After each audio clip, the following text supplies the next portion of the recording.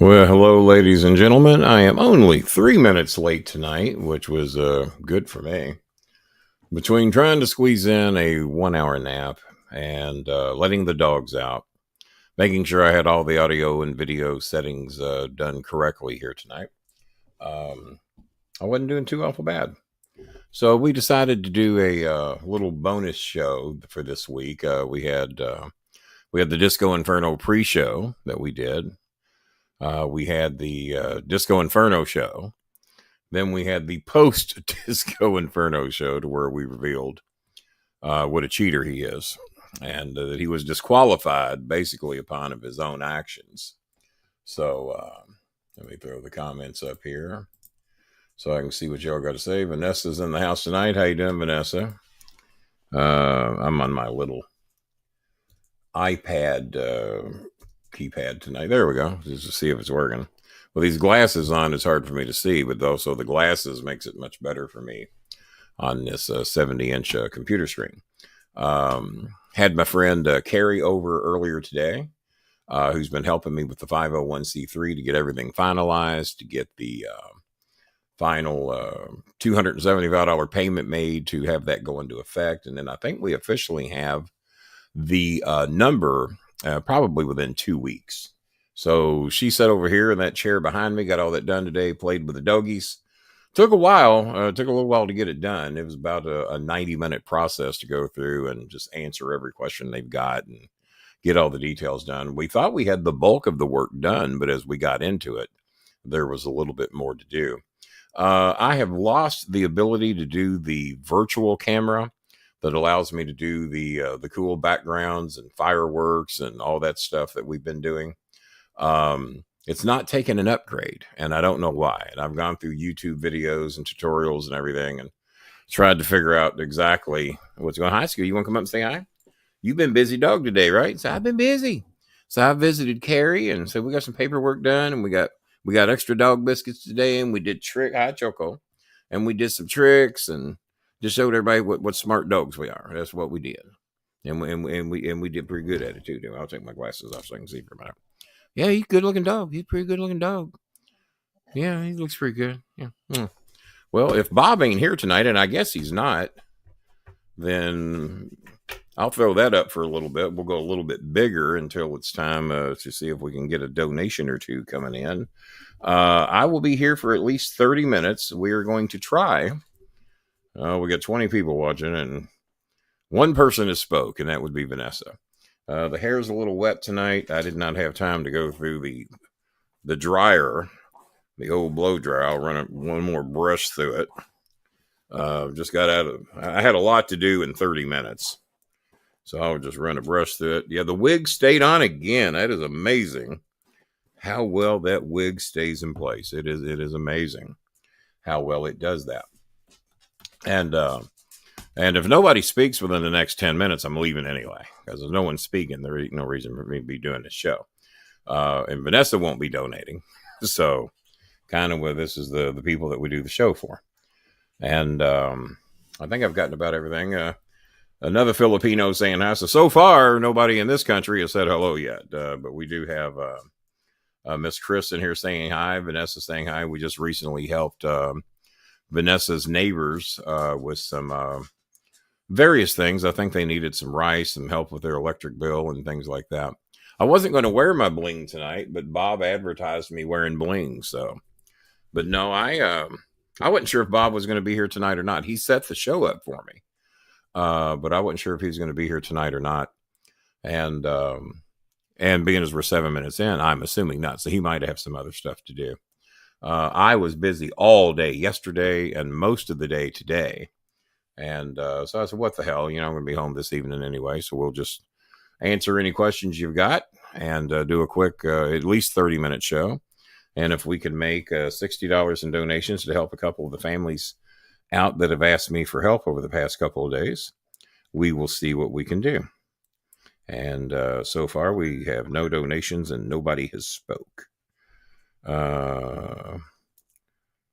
Let's see. Yeah, I had to delete that account. Just some notifications here. Alrighty. So This might be one of the shorter shows because if no one's going to say anything, I got no reason to be here. We've had 2 Filipinos say hi. They're not going to be donating. And for those of you that ask questions, if you're a member and if you ask questions or if you make a donation, we'll answer whatever questions you got. Talk about whatever topics you want to talk about, be it in the world of sports, wrestling, television, entertainment, what have you. We'll be happy to do that. But so far, I haven't been able to shame one person into speaking. And kind of defeats the purpose of a live show. Randy Satterley, thank God somebody spoke. So, Randy, why do you think your badge didn't go through? Because we gave you the thing how to do it. And I ain't giving you shit. I know you're trying. And Randy's one of our better donors on our show. Randy, as a matter of fact, I wish I could show my backgrounds, but the virtual portion of this camera is not working. I could show you the background that I had. But for those of you that want to go to my Facebook page and you want to see what the badge looks like, I don't know if I have Randy's or Donald Flowers, or I think I got Robert Palmer's badge up. They all look alike, just a different name at the bottom of it. But I'm on the virtual thing now, and I can tilt the camera up and down, stuff like that. I can do all that. But see, I throw a background up here now. Well, no, I'm not going to. But because y'all ain't going to see it. But the virtual portion of it is not working because it's not taking the proper upgrade. And I've done everything I can to try to get it to do so, and it just ain't do it. How many shows do you do a month? Well, I do a minimum of 2 shows a week, a maximum normally of 3, but I think this week we did 4. So Randy tried to help me out with SendWave, and that didn't work. Randy has tried to get a membership for what it, did it take your money? I don't know, because you told me you had your badge, because we showed you how to do it, and I don't know. Pretty weird. We know Eric ain't getting in no damn hurry to get a badge. We have it that. But no, I do between 12 and 18 shows a month. Sometimes even more than that. We had one stretch where I did 108, 109 shows in a row, something like that. And during COVID, we figured, people didn't have anything to do and they had extra money. So we did that. And I moved the garbage cans over because you can actually, with this new camera, you can see them better. So the camera is working great as of now. But during the glitches, how you doing there, Mr. RJ? Paul, is there a delay for you guys to be able to speak when the show starts? Because I've noticed when the show starts, the Filipinos can respond pretty quickly, but everybody else seems to be real slow. So I don't know. So like I said, we're trying to raise $60. Paul RJ, by the way, wrote me before the show and issued a $10 challenge to try to get the ball rolling on that $60. So at least we won't be shut out tonight. We do have $10 towards that to get the ball rolling on the $60 challenge, just to get those first 2 families taken care of. And like I said, that's 2 families that we're trying to get taken care of. Obviously, we can always use more help than that, but those are the 2 that I told we would focus on. Yes, I had to wait a few minutes before the chat room appeared. Okay, all right. Well, that might explain some of that then. So, like I said, membership has its privileges, and Randy has donated quite a bit, just about to every show that he watches, because he cares about the show and he cares about our people, and we appreciate that. Others, not so much. We still don't have any donations yet, other than Paul RJ's challenge. $2.99 went to Google. Huh? Yeah, well, that's how that should work. I have a membership to my own channel as well, so that way, if I need to check on something or go back and watch old footage, I can do that. So I don't know. Randy's been trying to get a SendWave account going because Randy would get a bonus $20 and I would get a bonus $20 to send to our Filipino families. And he can't get one of those to work either. So I don't know. It's weird shit. He lives in the Twilight Zone. He lives in Lexington. Weird shit happens there. I dare anyone to match my donation. Well, so far. And it's a $10 donation. We're trying to raise $60 for the 2 families in need tonight. A couple of our younger Filipino friends that are needing some help. And I told him that we would, as a matter of fact, one girl, Jamila, needs replacement shoes for her work, and they won't let her work without the good shoes. And they're exactly, I think, $30 for a pair of shoes for her, 1,500 pesos. And good Lord, what else was it? Ruby May is needing transportation home and a little food money so she can come home and visit her family, because she only gets to come home like once a month. And she's due to get to come home this coming Friday. And so we're trying to raise $30 for her. And so there's a third one, because she's the third one. There was somebody else that was needing help this week. And I've got them in my messages here, and I just have to scroll through. Because what people don't realize is that I get so damn many requests, and we try to take care of importance of need first. And I had somebody who wrote me the other day and says, "Oh, Uncle, there is a television on sale in my neighborhood." Yeah, okay, well, I'll bite. How much is the TV? 18,000 pesos. I said, well, I hope they sell it. It won't be to me. For those of you wondering, that is about 30,000 pesos is 600. So that's probably 540, 550 for a 50-inch television. You can get those at Costco today for $230. But in the electronics can be a lot more. And it was a brand I'd never heard of. So not only if it was a Sony, I wasn't going to pay it or try to raise the money for it. And yeah, it was pretty rough. So, but like I said, Randy Satterley has matched that $10 donation. Randy Satterley with a Venmo donation of $10. So we have $20 towards our way to 60. And that's how this show works. It doesn't have to be one person do 30 or one person do 50 or 60. Now, we haven't heard from Michigan Mike in a while. Good Chris, we haven't heard from in a little bit, but he's once a month or sometimes even twice a month. He's always good for a nice donation, and we appreciate Good Chris. He doesn't get to chime in here too much. I guess if he is, a Saturday night might be the time that he can do that. But yeah, there were some of you wanting me to wear the bling again. So there's the king necklace, the king crown, the king shirt tonight in blue in honor of the Kentucky Wildcats. And then my WWE, it looks like a Miz ring that way, but it's not. All right. My WWE Hall of Fame mentionee ring that I've had put up and hidden in one of these drawers forever, and I finally found it. So I said, what the hell, we'll throw the bling on and some of the stuff I used to wear when I was on television.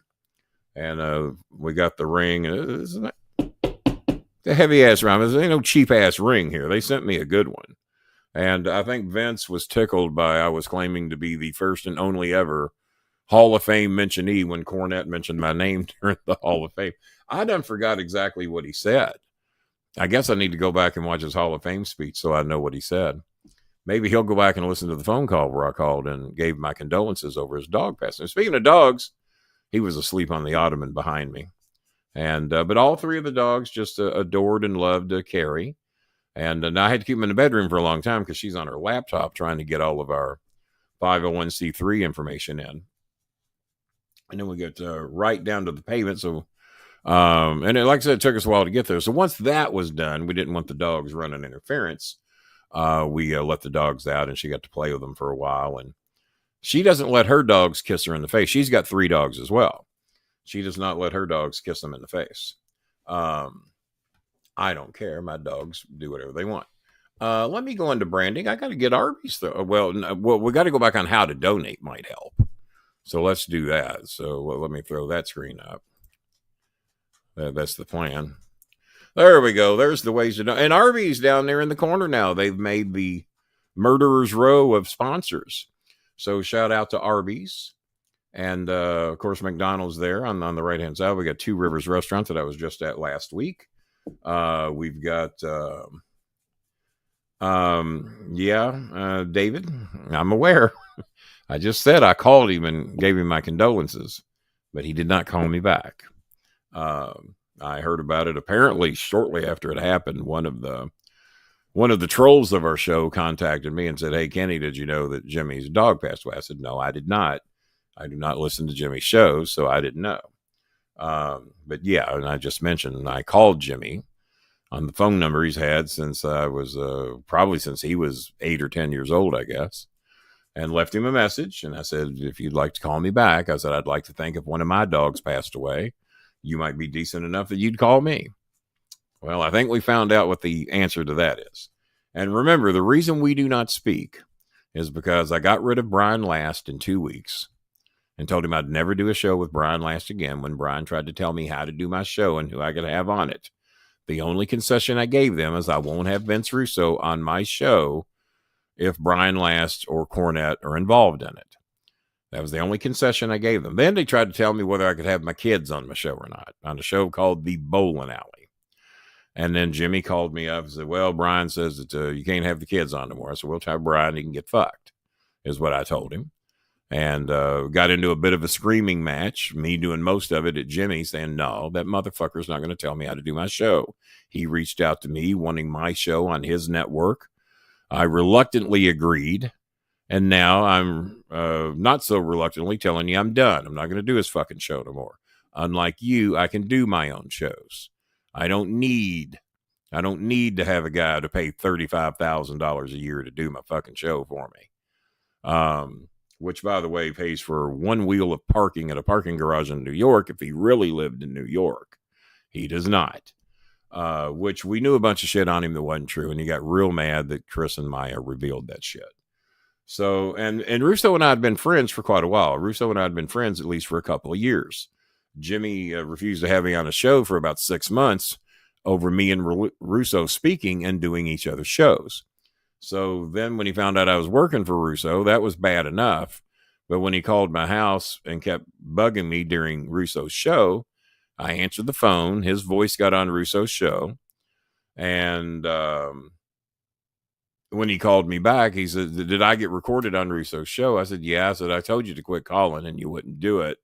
I said, but it's a recorded show. And Russo said he's going to be a man. He's going to be the bigger man. And as much as the ratings would be to have Jimmy Cornette's voice on Russo's show, he won't air it. And Jimmy lost his motherfucking mind, yelled and screamed and hung up. And I never spoke to him again. All because Russo was the bigger man and did not play Jimmy's voice on his show, which he could have. And I even told Russo, I said, man, it's your show. I kept telling him to quit calling, and I kept telling him, don't speak, I'm doing a show. And he kept doing it anyway. And then he admitted to some shit that he didn't want out there. And I guess he thought Russo would use it against him, but he did not. Russo says, no, Kenny, I don't want to be the reason that you and Jimmy end your friendship. I will not play it. I said, it's your call, man. It's your show. He was the one stupid enough to talk when I told him not to. So that is the reason we don't speak. And then, this other various shit come out. And then they were going to sue me because they said I was saying things that weren't true. I said, well, okay, sue me. Let's go to court. That gives us the power of subpoena. You don't want to take me and Chris to court with the power of subpoena because then people can come forward and testify. And plus, I have a lot of audio recordings you do not want me to play from where you've left stupid messages about shit you've admitted to and things you have said that you don't want people to know you said. And I've never played them. I have them, but I've never played them. And I said, so sue me. And everybody will hear them. And guess what? It's been 7 years and nobody sued anybody. But they're welcome to, and what the fuck they think they're going to get? How stupid do they think I am? So that is the reason we don't speak.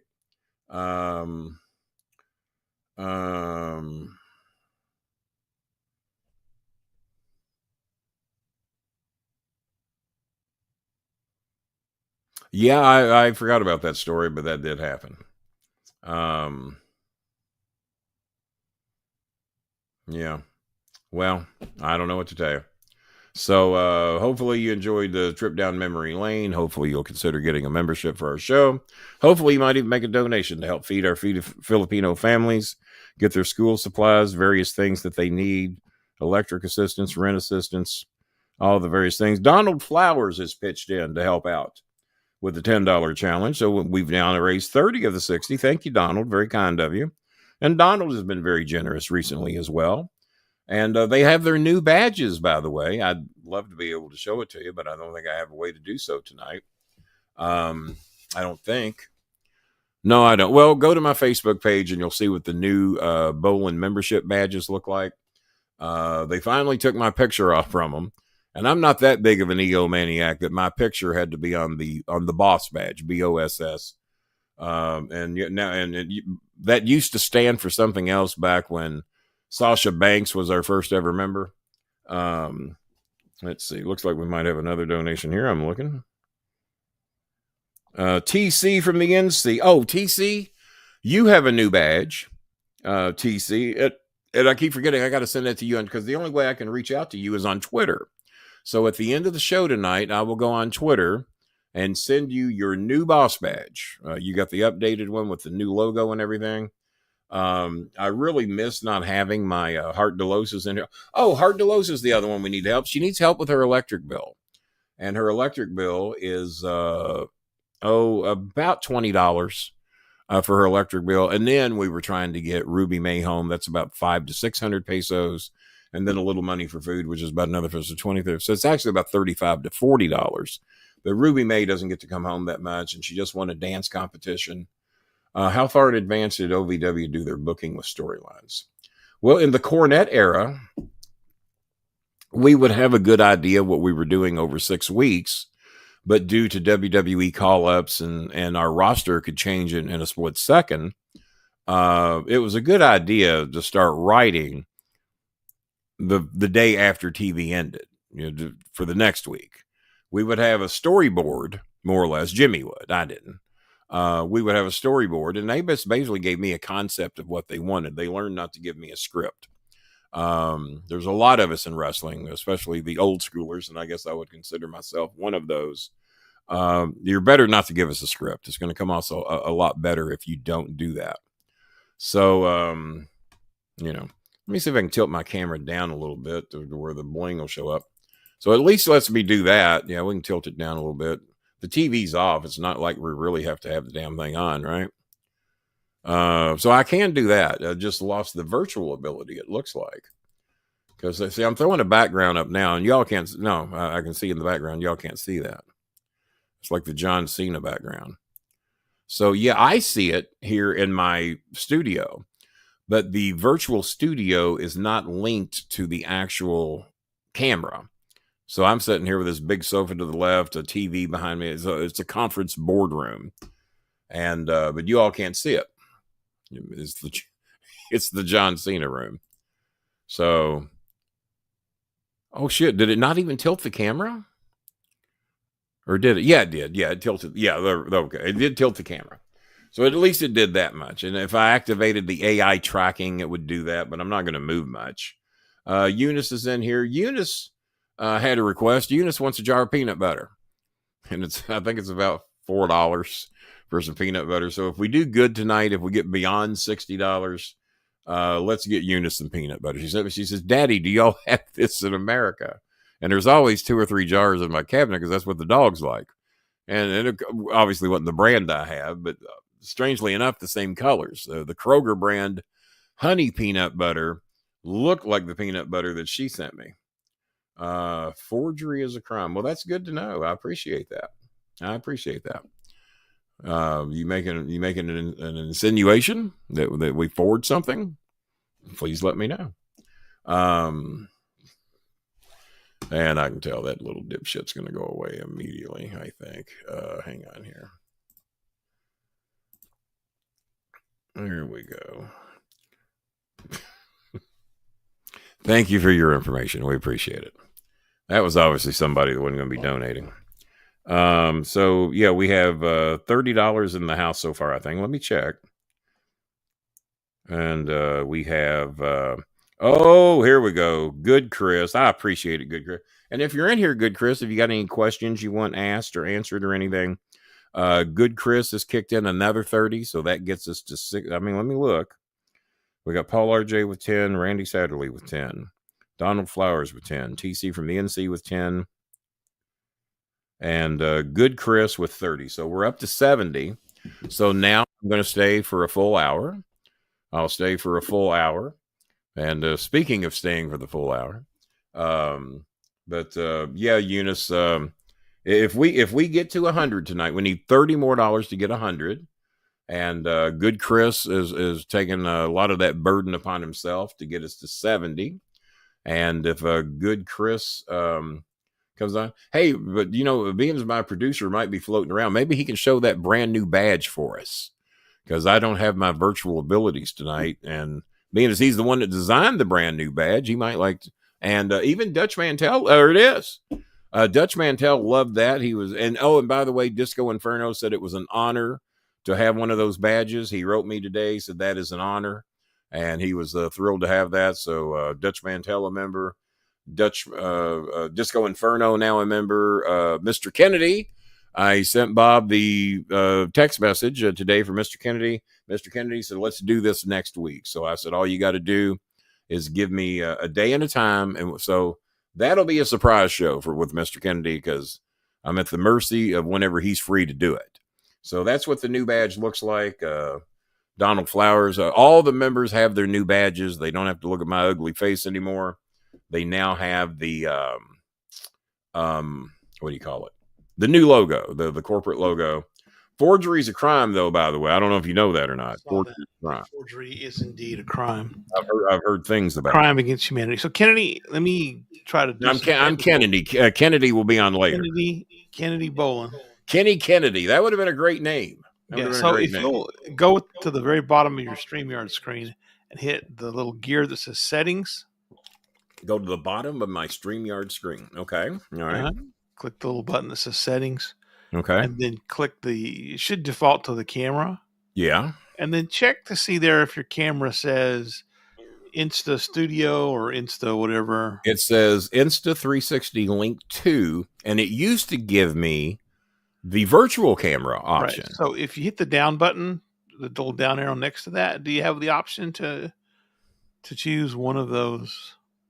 It only gives me the choice, right? Because I do not have my iPhone camera turned on. Right. But I'm going to show people a cool trick with this. So I'm going to turn the iPhone camera on. Hang on. At least I think I am. Oh, I got to turn the Bluetooth on or that won't work. So give me a second. Yeah, I'm going to show people a cool trick. The Bluetooth is on. I'm shocked it's not recognizing this camera. You know what? That is a virtual camera thing, and that might be why it's not. Could be. Well, no, the iMac should be picking this up. Give me a second. Let me plug the iPhone into the iMac, and maybe it will. What is caret browsing? CARET, Caret? What does that mean? Don't know. Okay, it comes up on my computer every now and then. So I plug the camera in. Normally, if the Bluetooth is on, maybe I don't have mirroring. Let you navigate the web using your keyboard. It's a way to do keyboard controls on your web server. No, the only thing coming up is and the iPhone has not been recognized since I had that virtual camera issue. And Bluetooth is on the iPhone. Technology, it's so hard.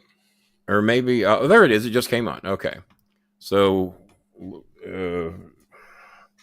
yeah, it just now came on. After I plugged it in, it came on. So let me hit that button. And I might be able to show you something kind of cool here. Maybe. Sometimes when you go on YouTube Studios, it wants you to kind of start all over again. Yeah. So you take over for a little bit, Bob. Update the people on anything that needs updated. All right. Well, I took one for the team tonight and watched a little bit of AEW Collision. You and Donald Flowers. That's 2. I will never do that ever again. That's oh my God! What an awful. Well, Donald has been wanting to come on. We're going to get Donald on one night because he wants to come on and talk a little bit about AEW and what he thinks about it, who's good, who's bad, things like that. And so now I know the Saturday night show is the number 2 show, right? That's the number 2 show for a reason. But apparently, for a reason. The back screen. So I'm watching the match, and of course, there's like Murder Company and Death Company and Destroy Company and a lot of companies, Syndicate, and very corporate companies. Well, and very violent, right? It's very violent, very corporate. Everything is murder or death or hurt or it something. It is the wrestling business. True. And and Kenny, your camera is frozen. Nope. Now we're There seeing we go. Okay. craziness. So now that I turn on the iPhone, the iPhone just kicked in, and I can use my iPhone during the show. And this kind is of a this portable camera at this point. Yeah, it's like a portable camera, and I think I can unplug it and it'll still work. Yeah, I've unplugged it. I just plugged it into, so it is a portable camera that I can use, and I can even cam. Jesus! Oh, no wonder it froze. No wonder it froze.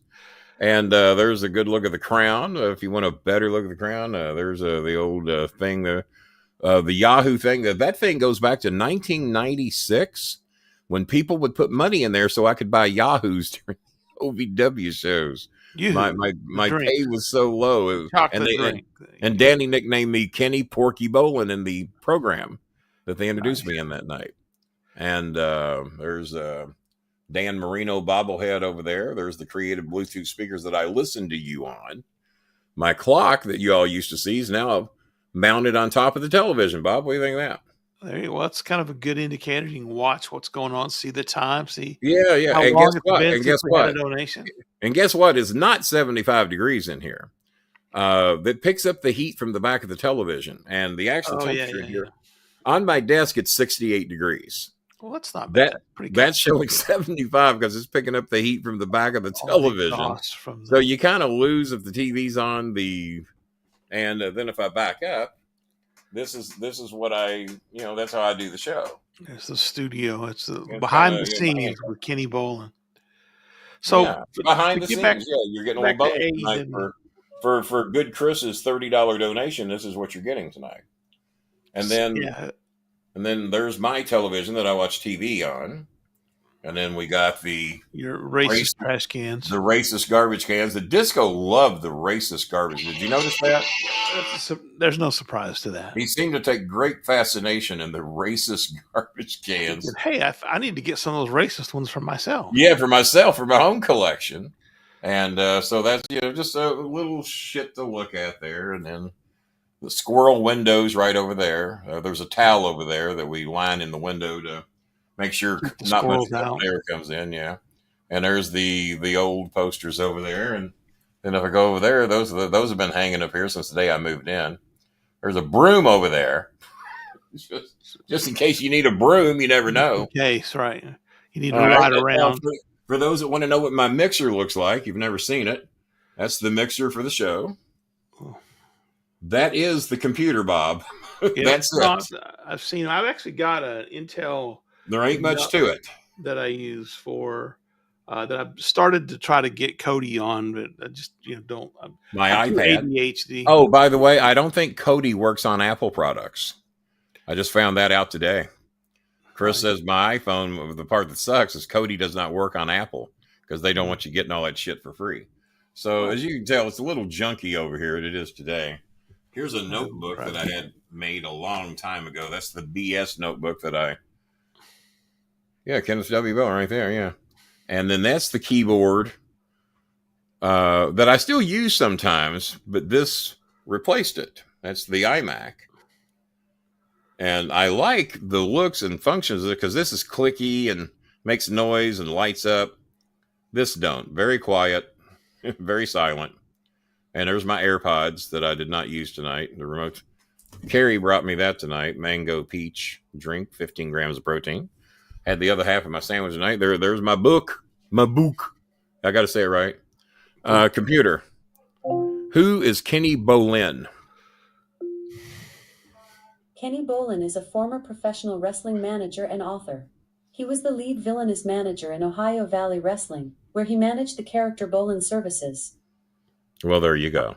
I'm going to go into Wikipedia and edit that one day. Yeah, you can edit that. Kenny Bolin is the most narcissistic son of a bitch ever to walk the face of the earth. Well, it would only agree with you. So that's kind of a cool thing. That's all right. So CC asked a question. Oh, CC got a question? Yeah. Did you watch SmackDown? And I did. I don't know if you did, Kenny. I've seen very, very little. I have not got to The Rock and Cody yet, if that's what people are asking. That's his question, right? And I haven't got to see it yet. So I'll just I'll give you I won't do any spoilers here, but I'm coming back to my camera. It takes just takes a while for it to get there. So I'm coming when back the to my promo camera. was going on, I tweeted out, remember when Rock used to be able to do a promo? Oh no. Oh no. Really? It's part of the problem is he doesn't seem to want to commit to playing a heel, right? He yucks up to man's the a movie crowd, star. Man's a and movie star. then he does the heel shtick, and then he yucks up to the crowd and he does the heel shtick, and it's jarring, right? Oh, I thank you, I love you so much. Now shut your mouth with your STDs and get out of here, trailer park track. It's like, yeah, when you're mixing it up so much like that, it doesn't really have the same effect. It was long. It should go to my camera in a minute. It's saying instantly. I don't know why. You need to find me. You need to find me a link to that button that you said will smoothly do this. Yeah, well, I don't know why it's. Yeah, and for whatever, and who the fuck knows? Yeah, in the same promo, he turned heel and face multiple times. It was just okay. No, there we go. I'm back. I'm back and 10 pounds lighter. They cut one of the women's match, Liv and Liv and somebody, I forget, but it was so CC's pointing out the same thing you did. He turned heel and face multiple times. Yeah, in the same promo. By the way, this is where'd she go? This is Art Gel's mother saying hello, and Art Gel has been very sweet and very kind at some of the new pictures that the new camera has taken. She's been very basically telling me how hot I am, but as Bob will tell you, he knows. Kenny knows. Well, and quit telling Kenny how hot he is. He's got a mirror. Kenny has a mirror. It's right there. See, I know. So yeah, well, and the censoring and the swearing on USA Network, and of course, Rock. The first thing he does, hey, I'm the Rock. Bleep bleep bleep bleep bleep bleep bleep bleep bleep bleep bleep bleep. Oh my God, really? Well, and Netflix. I mean, that would be the excitement of Netflix is to have. And they say it's not even PG-13. Adult language, right, would be allowed or something. And then when the show's over, make a kids version. Who the hell's mainly watching the show? It's people over 18, right? And it's a 3-hour show. Oh, with Raw, it's 2.5, right? 2.5. Make the last hour a little more mature. You can do that. The mature hour. Different language. Go to bed, you little shits. We're getting ready to get dirty in here. Yeah, we're going to start showing some more boobs. Lawler, come on down. The nudity's about to start. Woohoo! Yeah, boobies! Woohoo! Boobies! Yeah, it's... Now, that was the Lawler that I didn't care too much for. Yeah. When I'm raised on classic 74 to 79 Lawler, and then I start getting WWE boobies Lawler. But there were people that were entertained by it. And it's like I've told Donald Flowers and various others. It doesn't matter whether me, Disco, Cornette, Bob, or anybody else likes it. Right. What do the masses think? But the masses are dramatically lower now than they've ever been. You can't get overly excited. Well, we got 3 million viewers last night. Yeah, well, we had 9. What did you do with the other 6 million? We've averaged 7 million viewers. And that was with Raw. That didn't count what WCW was getting, who was not doing too bad either. WCW's worst nights are better than any of the best nights that any of the companies are having right now. And that was with 2 different companies, really 2 different companies, not Raw and SmackDown, or these made-up fucking intercompany companies. This was 2 different fucking companies going back and forth. And then have I told you what killed WCW? What ended the 83 weeks? And I predicted it would happen. Meltzer or Brian Alvarez will tell you. Let me hear what he said, because I bet you if he doesn't agree with me, he's wrong. And you will agree with me when I tell you. I read the Brian Alvarez's book, Death of WCW, and I find Brian Alvarez to be a condescending prick. I know he's come down to OVW. Brian and I actually got along pretty good. That's probably why. Condescending prick, yeah. Probably had a lot to do with it. But he and I got along pretty good. And Meltzer and I got along good until Cornette got fired from OVW.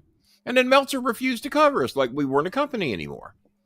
That without Cornette, you couldn't possibly succeed. Well, and it's so funny because Jimmy hates Dave. Now. He does now, not then. Oh, those two. you couldn't tell who was blowing who. Those two blew each other so much. Maybe I can be sued for that. I don't know. And I met Meltzer a few times. He was always nice to me. That's an allegorical blowing there, not an actual allegorical. Physical, allegorical. We're not commenting on anyone's orientation. And but Alvarez said maybe Alvarez, because I've never heard Alvarez's reason. Alvarez's take basically is the NWO screwed, destroyed.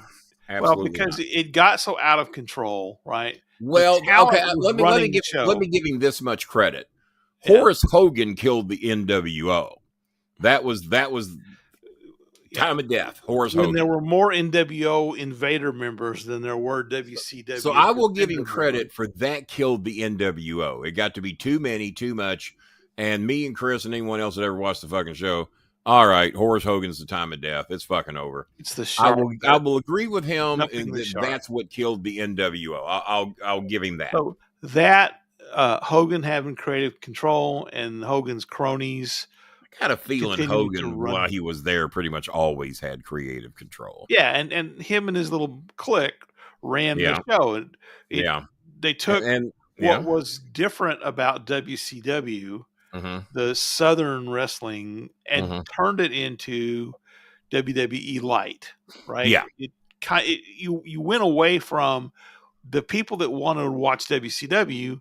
Well, they didn't want to watch Raw, and now you're turning it into Raw Light.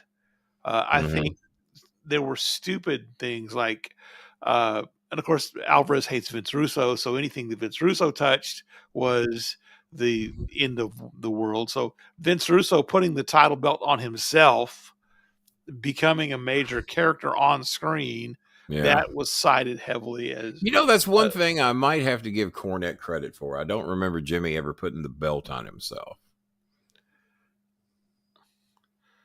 I don't remember Jerry Jarrett doing it. I know goddamn well Nick Goulas didn't do it. Well, I don't think he was ever stupid enough to put the world belt. Now, he put the tag champions on George Goulas, but I don't think he ever put their top title on. He might have if George Goulas held the Southern Heavyweight title. Finger poke of doom, that was one of the downfalls. Those were all contributing factors to certainly what killed. But no, there was one reason, and one reason only. When people smartened up, because people were all into the WCW thing, they were all into the invasion, they were all into the takeover, they were all into Nash and Hall and Hogan. And then one thing happened, and you go back and look at the ratings, and I guarantee you it's what you're going to see. When the NBA playoffs started that year, because I kept saying, because I loved Raw, and I'm not going to say I loved it, but the 23-minute Triple H promo at the beginning of every show, or be it Bret Hart or whoever was out there, Triple H was getting 23 minutes. You could put a clock to it. When Raw opened, H was getting 23 minutes. All right, H, you got 12 minutes. Great. Yeah. 18. There's my little Ruby May, my little baby. She won that dance contest. I'm so proud of her. She come in first runner-up, and she told me she was sorry. I'm sorry I didn't win, Daddy. I said, well, fuck, you did win. You took on all kinds of different schools. We paid for her to travel. It wasn't much. It was $10-12 for her to travel around to a few schools. And she came in first runner-up against a bunch of other schools. It's pretty good. And no, nothing to be ashamed of there. You were, if that winner breaks its leg, you're the winner. You're there. No, very proud of her and doing very good student, always on the honor roll, and works her out. She works 12-hour days sometimes on those dance routines and keeping her studies up. Now, I wouldn't do it because I'm lazy. I was a lazy student. I was a lazy human. I always look for the easiest way. I take great pride in never working a 40-hour work week in my life and never doing any hard labor in my life. I tried it once. I baled hay. I was hired to bale hay. It lasted 2 weeks. I ain't doing this shit.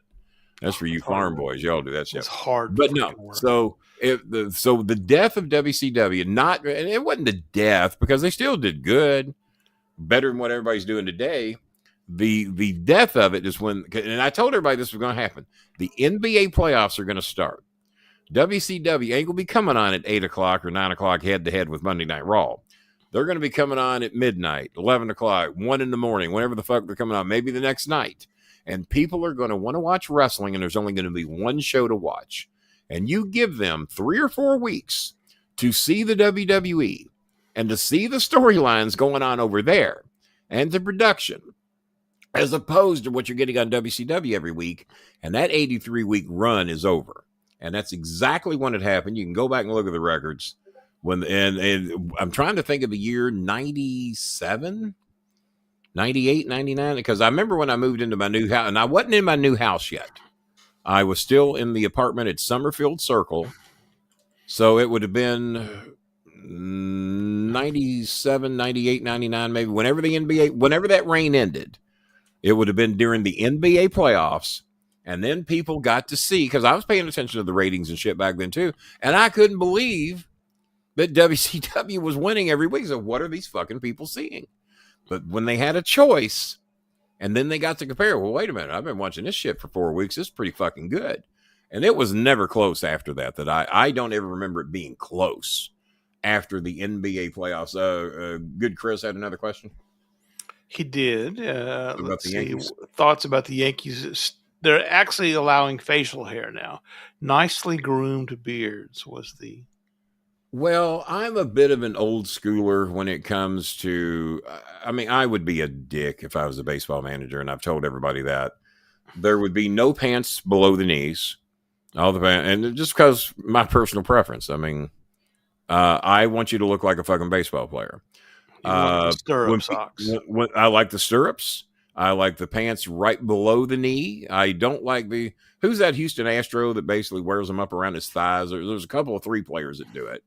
There's an Astro that does it. Yeah, wears them really high. Yeah, I can't.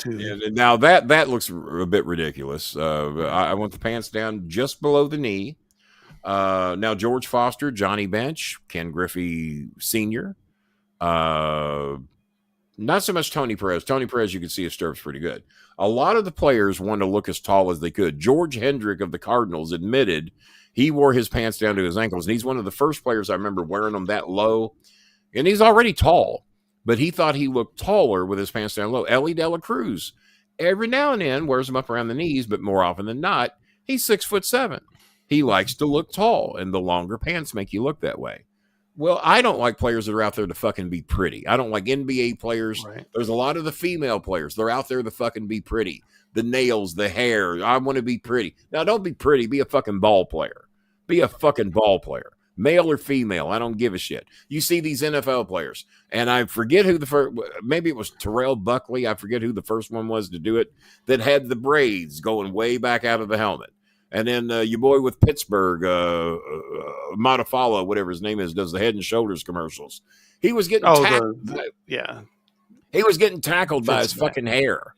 And then who's the big white guy for the Steelers? Terry Bradshaw. No, he's a white guy, right? But he didn't have hair down past his shoulders. Who was the big? I think the Packers had one. The Steelers had one. Big white guys with the long hair. Yeah, you know, I don't remember the guy's name. And if I'm head coach, fuck you, cut your goddamn hair. The military makes you do it. Well, military, they don't want you to look like that in the military. I don't mind. I didn't join the military. I don't mind a short trimmed beard, but I wonder why you feel that way. Bryce Harper, how biased is that? With this, or Charlie Blackmon, and who Bud Black or whatever his name is. Charlie Blackmon is the guy. Charlie Blackmon. Yeah, with a mountain. Allow me here. You're playing in a goddamn sport to where the average temperature is 140 on the goddamn AstroTurf. For those of you people that still have AstroTurf, I know there's probably not many, if any. But I remember Tony Perez, the first Cincinnati Reds game I ever went to. I had front row seats over the St. Louis Cardinal dugout. Tony Perez was playing third. Tony Perez, and Riverfront had just opened. And Tony Perez touches the AstroTurf, comes over and touches my hand. He goes, hot? Yeah, it's hot. They said there were players of the Reds because they did not realize how hot the goddamn AstroTurf was going to be in downtown Cincinnati on June the 5th. It was my first ever Reds game, 1971, 72, whenever that was. And there were players putting their feet in iced water buckets so their cleats wouldn't melt on the AstroTurf and cool their feet down between innings. Can you imagine players having to do that today, being that goddamn hot? So you're playing in a goddamn game to where the average temperature during the summer, yeah, the early games are reasonably cool. The fall games are reasonably cool. But during the bulk of the season, it's hot as fuck. I want my players as comfortable as possible aerodynamic as possible. I don't want any big baggy fucking uniforms. I don't want any more material on them than there has to be. All baseball uniforms would be sleeveless, much like what I'm doing today. If it's cool, wear you a nice long sleeve shirt underneath of it. If it's Griffey Jr. was one of the ones I first saw do that. The Reds had sleeveless uniforms, and he wore red compression shirts underneath his jersey. Nice, sleek looked good, aerodynamic. Man could run like the fucking wind. And then you got these people out here wearing these Jeff Bagwell, what was his name for the Astros? Some of these players have these big baggy ass uniforms. Now Bagwell wasn't going to outrun anybody in the race anyway, but be aerodynamic, be cool. No fucking long ass hair, no beards. I got no problem with long hair. My hair is, for the most part, has been considered long for a teenage boy in LaGrange. I remember my aunt wouldn't let me go to Florida unless I got my haircut so I'd look like all the other boys. So she made me get a buzz haircut so I could go stay 3 months with her in Florida in 1976. Thought I looked ridiculous. I get down to Florida, nobody had a fucking haircut like me. Everybody had fucking long hair. She just didn't like me having long hair. But no, I would enforce those rules. Aerodynamic, sleeveless uniforms. Wear what you want underneath of it, but everybody's going to wear the same thing. Either long sleeve or short sleeves, all going to be the same color. Much like what the NBA did when people used to wear whatever fucking shirt they wanted under their jersey. Well, now they're strict about it. It's either everybody wears the same color or it has to be a matching color of your uniform. Used to be Patrick Ewing wore whatever the fuck he wanted, even in college with Georgetown. So they had to get strict about that. But no, I would do away with beards in baseball, long fucking hair. You ain't out there to be fucking pretty. You ain't out there to look like a fucking Trump supporter about to be involved in an insurrection. Watch the insurrection. You'll see plenty of them. There's no Kenny Bolins in the insurrection, all pretty and looking good, wearing bling, storming the Capitol. How's that for throwing in some political shit in the middle of a baseball rant? You can tell I took my Predigen today. Not Predigen, Aricept. I saw my back. I don't know if I took it. I sent some people the pictures of all my prescriptions. It's a wonder I'm fucking alive. There's also players who have their jersey unbuttoned. My opinion on it. Well, once again, trying to look like they're at a 70s disco, trying to be pretty. Got two buttons buttoned. You got to show all your chains when you do show all your chains. I'm glad you brought it up. See this shit right here? Not in a fucking baseball game. I'm sitting here doing a fucking podcast, and I've wore this maybe 5 times out of all the podcasts I've ever done. No, we know you got fucking money. We know you get paid. We know you make millions of dollars. Leave your goddamn jewelry in the fucking locker room, you motherfuckers. I'm here to manage a fucking baseball team. I'm here to win fucking games. I want people comfortable. I want people playing baseball, not out there wondering where your goddamn necklace went, where your fucking ring fell off. I want you focusing on goddamn baseball. I don't want you tracking down a fly ball. And watch this, because I guarantee it happens.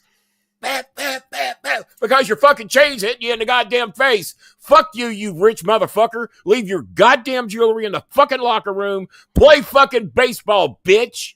I don't give a goddamn. Your kid didn't give you that. Yeah, you want to wear your little wrist bracelets. Wear the little fucking wrist bracelets. They're not going to keep you from making a play. But that fucking jewelry does. It interferes with you. You're worried about losing it. You're worried about breaking it. You're worried about it hitting you in the fucking face when you're tracking down a fly ball. Maybe you ain't giving it 100% because you're worried your gold necklace is going to hit you in the fucking eyeball. Cut that shit out. Leave your goddamn jewelry in the fucking locker room. I'm sick of this shit, and I'm glad CC brought it up because it burns me up that they want to be pretty. They want to look like Trump supporters. They want to look like insurrectionists. They want to look like they were born in the backwoods of the fucking South somewhere instead of looking like Joe DiMaggio or Mickey fucking Mantle or Pete goddamn Rose and look like a fucking baseball player. Whew. All right. CC, that's worth $30 more, buddy. That's worth $30 more right there. All that you don't get that over jewelry and baseball. What's that, Bob? All that blood pressure medicine is definitely. I took it today. I'm good. I took it. I'm all right. Whew. CC going, goddamn, that's $30 promo right there. I'm going to send him some more money. See, either that or CC. That's a lot more than I wanted. Kenny, can you send me $15 back? Bob did, but I agree. I never understood wearing diamond. Oh, it's always been stupid. I have felt that way the first time I ever saw a player wearing a goddamn gold necklace during the ball game. But you got some players that won't wear their wedding ring because it gets in the way of playing baseball. I mean, I was going to say, even just wearing a ring. You're goddamn right, TC. That's a fucking shoot, baby. You can tell that came. Now, I'm not going to do what Elon Musk did. We were actually going to sell shirts that said that, and people said they were going to buy it, and we put the shirt up, and not a single person ever bought it. Not one. We had 7 people commit to buy the shirt. That's a shoot, and not one person ever bought that shirt. In fact, I think it's still in the store. It's probably still there. Paul RJ wants that rant clipped. I want to send that to Disco Inferno and see if he agrees. Shout out to Arby's is going. What have we gotten into? Shout out to Arby's, McDonald's, Two Rivers. Great meeting with Arby's the other day. They did get me hooked up on the greatest sandwich I've ever had. The double meat, market fresh turkey sandwich. Twice as good as anything Disco Inferno's ever put in his mouth, and I am talking about sandwiches. Twice as good. 78 grams of protein in that sandwich. It was such an amazing sandwich. I had half of it one night, the other half at 6:50 p.m. tonight when I got done working on my 501c3. And oh my God, what a sandwich. It is so good. I also had the Wagyu burger. Had half of it one day, half the next. The Wagyu burger, pretty damn good. But if you're dropping $8 or $9 on a sandwich, that market fresh turkey sandwich is the way to go. And for those of you that are watching your protein the way I am, plus I'm doing a couple of protein shakes a day. Betty Griffith. Oh, that's Andy Griffith. His account got hacked, so instead of just getting his own account, he's using his mother's Facebook page because he's too big of a tightwad little bitch to get a YouTube account like Paul RJ, Tyler C, CC, the various others got members. Andy, you got a good fucking job. You live down in the deep South. You're one of the ones that's emerged that makes more than $8 an hour. Get a fucking YouTube channel. Get a fucking membership. Drop the $3, $6, or $20 like most of the good fans in here do. Act like you care about the show. You're not going to get a rant like this on baseball on Cornette's show because Cornette don't know shit about baseball. Cornette don't know shit about football. Cornette don't know shit about baseball, basketball, or football. None of the three. He don't know shit about tennis, even though he carried a goddamn tennis racket. He can't name you 5 stars that are currently playing today, and neither can I. But still. But seriously, Andy Griffith, you got one of the great names ever in the history of human beings. Get a fucking membership. Get a goddamn. Okay, all right. Well, see, now you shut me up. Make me a nice donation tonight, and I'll shut. But I still want you to get a membership on a YouTube channel, a real YouTube channel. Yeah, PayPal's on thin ice. Yeah. I got a lot of friends that are leaving, not PayPal, but Facebook. Because Fuckelberg is down there blowing Trump on a day. But all the where are you going to go? Blue Sky? Who owns Blue Sky? Look that up for me. Because he's not the only one ain't blowing Trump these days. Blue Sky. You'll get a rant based. Wrestling. I've been more worked up over baseball jewelry and beards than I have wrestling tonight. I'm running for sheriff in Prattville, Alabama. So what are you going to do? Arrest me? You know what being the sheriff of Prattville, Alabama is like? I want you to tell me because I have no clue. Yeah. Bob, give me a population on Prattville, Alabama. I've been to a lot of places in Alabama. I've been to Mobile. My first ever pro wrestling match was in Birmingham. Now, I said Montgomery the other day. Someone tried to correct me. They said, Kenny, you said your first ever wrestling match was in Birmingham, Alabama, not Montgomery. Mm-mm. Y'all don't listen. My first ever wrestling show was in Birmingham. That's when I was timekeeper, bell ringer, ring announcer, and manager of Tojo Yamamoto versus Gypsy Joe. That ain't a bad first match for people to get into the pro wrestling business at the age of 27. November the 27th, give or take. It was a little bit after that. For that to be their first match ain't too damn bad. But that was my first ever wrestling show. My first ever wrestling match is when the wrestlers got 5 minutes with me in Montgomery, Alabama. So as far as my first ever wrestling match, Montgomery, Alabama, my first ever wrestling show, 39,000 people. Do you realize that we could take everybody from Prattville, Alabama, take them down to Papa John's Stadium down there where we play football, and we'd still have room for another fucking Prattville, Alabama? Do you realize that?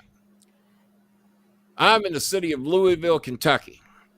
1.3 million people in the suburban area, not downtown, not in Louisville, but the suburban area of Louisville. The metropolitan area. 1.3 million people. And the sheriff here couldn't keep me under control. One of the sheriffs here had to be banned from my neighborhood. He had a restraining. He's still under restraining. Well, I guess that's over. That doesn't matter anymore. But yeah, that sheriff had a 3-year restraining order put against. So don't make me put a 3-year restraining order against. Let me see what he. I'm going to yell at him a lot less if he makes a nice donation. We'll see.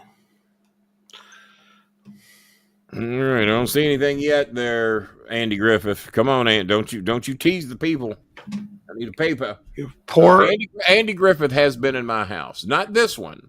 Andy came to my old house, the one I was in before I moved to this one. And Tractor. You remember Tractor? Tractor trailer. I think that's what we called it. No, Tractor. Now, I haven't heard from Tractor in a long time. I think we picked on him a lot. So all the entertainment that's on the internet tonight and on podcast. This is the best show you're getting. This is it. This is it. No one else is give you. Come on. Tractor Bryant. Yeah, that was his name. No, I haven't heard from him I probably blocked him. I think he's one of those that said he was going to make a donation and then he didn't. Yeah, folks are going to make a donation. I want to put your donation over on the show. We're trying to feed people here. We're trying to make another $30. We got to 70 thanks to Good Chris. Good Chris did not agree that promo was worth an additional $30. He disagreed. Not yet. I tried. I thought he got a good bonus $30 promo is what I thought about beards and jewelry and baseball. I thought Tyler thought it was he thought that was worthwhile. Paul RJ thought it was worthwhile. Yeah. Although with Paul RJ, he can give like $5 and it cost him $120. Well, he sent 10 and it cost him $17.50. Yeah, his $10 donation cost him $7. See, when you all make a $10 donation, it costs you $10 or $20 or $30, whatever. Paul RJ makes a $10 donation, costs him $17. He makes a $20 donation, costs him $34. See how good I am at math? Because I'm back on the air step. I don't know if I was ever off from it, but I'm feeling. I guess my 1 hour nap. So he knows down to the last person. Did anybody die today? Anybody born today? It might not be 39,318. Yeah, maybe someone was in labor when the show started. Pope Francis is actually he's in critical condition right now. So is he really? And he's the current Pope, right? He's the current Pope. He's the reigning Pope. You know what? Chris might have an option for a job coming up. He's Catholic, right? He could be Pope. He is Catholic, yeah. He is. So I mean, there's that whole celibacy thing. There's never been a Pope Christopher, has there? No, there's been a Saint Christopher, but never a Pope Christopher. Yeah. Wish the dollar was better. I do too, man. I don't know why y'all get fucked so bad down there on the dollar. I was going to run for Pope for the last time it came up, but Andy Griffith, you said he's going to PayPal me something. I'm looking. Married and notifications makes it really hard to be the Pope. Be nice. Now, you haven't donated in forever. You need to make up for all the months and years you ain't been donating. Riding around on your mother's account. Come on. Make me proud of you, Andy Griffith. Interest. A little interest wouldn't hurt. Come on. Don't make me come down there and whip the sheriff's ass his first day. So who you running against? You got any competition? What do you think your chances of winning are? You got a good shot?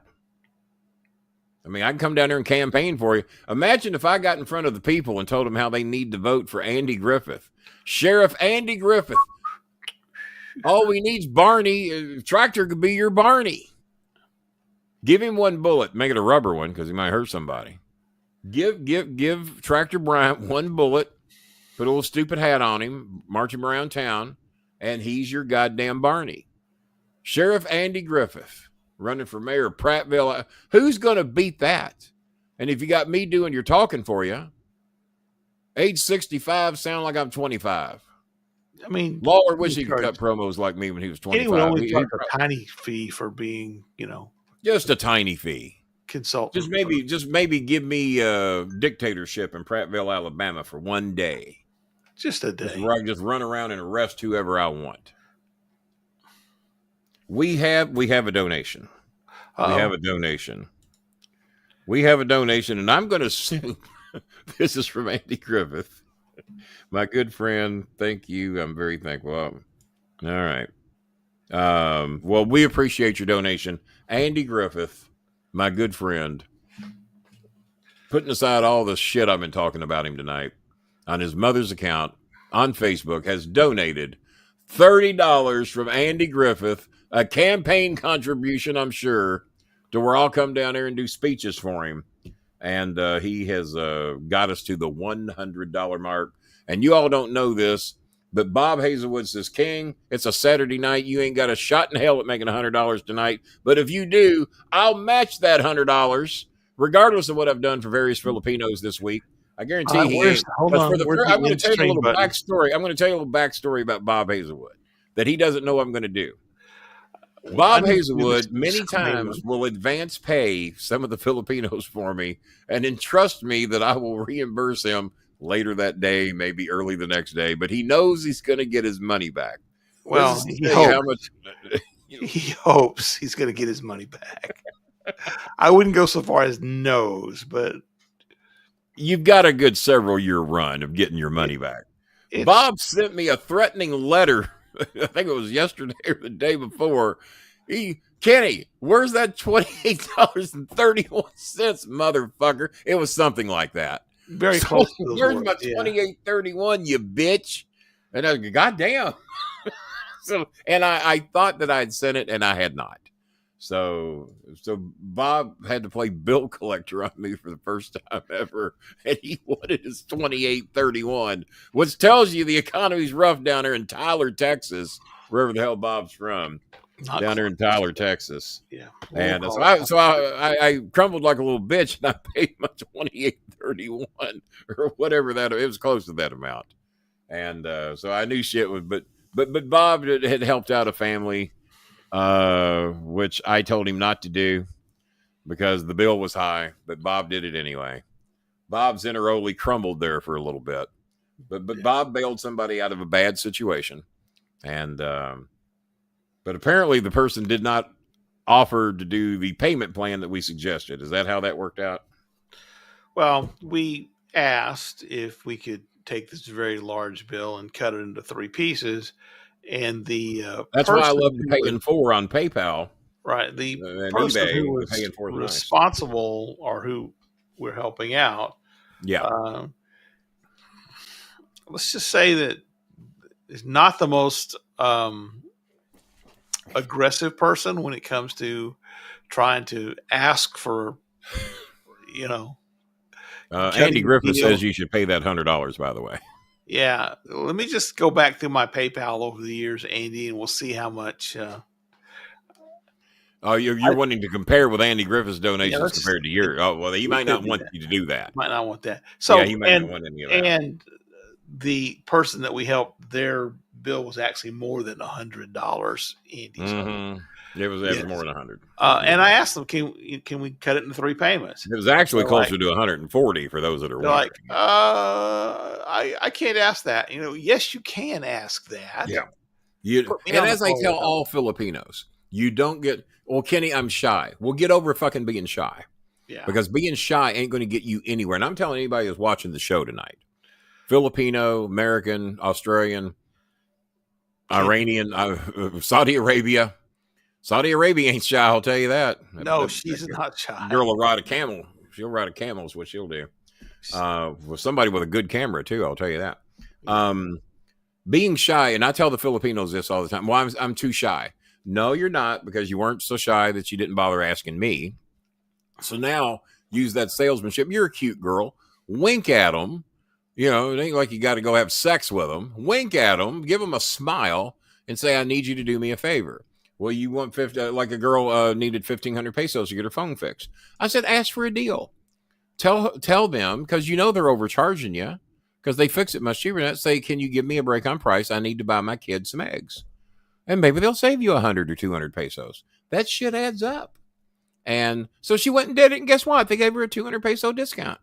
So yeah, I still sent her the $30 to get her rice and eggs, and well, not rice and eggs, that was earlier, to fix her phone. But now she's got an extra couple hundred pesos to pick up some eggs to go with her rice because she fucking asked. And if someone asked me when I was 19 years old and I used to go over to McDonald's And I was always getting something for free at McDonald's. I wasn't famous. I wasn't anybody. I was just Kenny rising from high school that just started working Kroger. But we'd go over there and I'd get 2 sandwiches instead of 1, or I'd get a free order of fries or a free drink. Kenny, how do you get that? And you know what simple answer I gave them? I asked. So, yeah. I asked. I'd buy a Big Mac and, hey, would it be in trouble if I get you throw in a free soft drink with that? Oh, sure. They go back there and give me a free soft drink. Now, it might be harder to do that today. I don't know. But probably not. I got my deal with Arby's because I liked the guy. I liked how he treated us. And now they're a sponsor on the show. And then I met his boss, and he saw the Disco Inferno promo about the Arby's sandwich. And he knew who Disco Inferno was. And this guy who has been with Arby's for 8 years, and he manages 8 different stores, looked at that video promo with me sitting with Michael at Arby's just a couple of days ago. I'm sorry, it was yesterday. It seemed like 2 days. He saw the promo with Disco Inferno, and he just smiled, and he said, man, that's awesome. I said, do you know what that would cost you to get if you'd have had to pay Disco Inferno to do that? That would have cost you a free sandwich. So, that man's a big star. Yeah, so. and a shake maybe. And maybe a shake, a Cinnabon or whatever y'all got. And I felt so bad. They treated me so good over there, and some guy comes in from Mobile, Alabama. Not Prattville, Alabama. An old man comes in from and he's talking with a Southern accent, and the manager says to him, he says, "Sir, you must be from the South." And this guy's about 80-something years old. He said, "I'm from Mobile, Alabama." I said, "I've been to Mobile." I said, "I never went back." Just to fuck with it. So Michael, the manager, calls Chris. We're sitting there, and Chris had called, and I put him on the phone with him. And he says, "Will you get your dad out of here? He's running all my customers off." And one of the wrestlers from OVW was there that I'd never met. His name was Luscious Luther, I think's his name. Luscious Luther. And I'd seen him on television a time or two, and I thought he was one of the better ones they had. He's got a good look, does a good promo, but I'd never met him. And to my ego adjustment, he did not know who I was. And he's been with OVW for 5 years. I was apparently there for the 1200th episode, and he still didn't know who I was. But he hears us talk about OVW at the corporate table with me, Michael, and Michael's boss. And he says, "OVW, did I hear somebody mention OVW? I'm with OVW." And I said, "And you are?" And he says, "Luscious Luther." I said, "Well, nice to meet you, Lucius." I said, "Is that on your driver's license?" And he smiled. Lucius, yeah. Yeah, Lucius, Luscious. That'd be a good name, Lucius Luther. Lucius, yeah. So he says, he's smiling. He's got his 10-year-old daughter with him. And she was a big Hello Kitty fan. Well, you know that picture I was floating around here the other day, Bob, with me? And yes, Hello Kitty. So I showed that little girl that picture, and she just died. And she's got on Hello Kitty pajamas, Hello Kitty backpack, a nice one. And I showed her that picture, and I was her best buddy. And she was the cutest little 10-year-old you ever saw. She was kind of the art gel form, just had those eyes and that hair, just a cute little thing. Mm-hmm. And so he turns around. He did not know who I was. And he says, "And you are?" as a Kenny Bolin. So we talked for a little bit. And he said, "Your name again?" I said, "Kenny Starmaker Bolin." I said, and now I go into promo mode. "My goddamn plaque is hanging on the wall where you work. I'm only one of 5 fucking Hall of Fame members in the goddamn building. That's who I fucking am. Where's your..." Now he's looking, oh. I said, "Yeah." So he says, "Do you know the other 4 members?" "Yeah, and you don't. Learn your fucking shit." And now the manager's sitting there. He says, "So this is the Kenny." I said, "Yep, this is the Kenny you're going to get every now and then. When dumb fucks work for a company for 5 fucking years and they don't know who built the fucking company. I was named the face of the fucking company. I was the voice of OVW, the face of OVW. What more can you ask out of one goddamn man?" You were the right pinky of OVW. Yeah. Not necessarily on the pinky. Yeah. I wish I'd have had my ring on. You know what? I held my hand up and AI tracking kicked in. Yeah. Oh well. Zoomed in. There you go. There it is. Well, I wish it wouldn't do that anymore. I gotta go in here, turn off. I held up my ring. Just please don't do that. That was kind of an interesting little. Turn off the AI. No, I don't want that. Please back up. That's a little close. All right. Yeah, but normally if you hold your hand up like that, and there it goes. There it goes. There it goes. Mine didn't do that. I didn't know if you held your hand up backwards, it would do it. Now I got to zoom back out again, mother. Yeah, I've got one of those coming, Kenny. It's going to be here. Oh, you got one coming? Yep. Okay, now I'm having trouble Monday. getting mine to take the software update. It gave me I'm 2 on a ways PC though. So Huh? I'm on a PC though, so hopefully I won't have that same. Not on the Mac. I'm on a PC. So. Well, and but iMac recommends you get this camera. This is the recommendation. It probably reboot it. It'll probably recognize it and take. I did. It didn't work. I've done everything, and it gives me 2 ways to take the upgrade, and the other one is to upgrade it to the disc. And I didn't feel confident that I could do that. I might have Chris look at it when he comes over, or I'm just going to switch this out and get me another identical camera and see what that does. And so we got one of 2 ways, but it's not wanting to take. It says firmware download unsuccessful or something like that. And firmware updates are always kind of wonky because it's not the software, it's the software that actually runs the camera itself. Yeah. So that's my virtual shit. Now he's got his own YouTube account with no membership.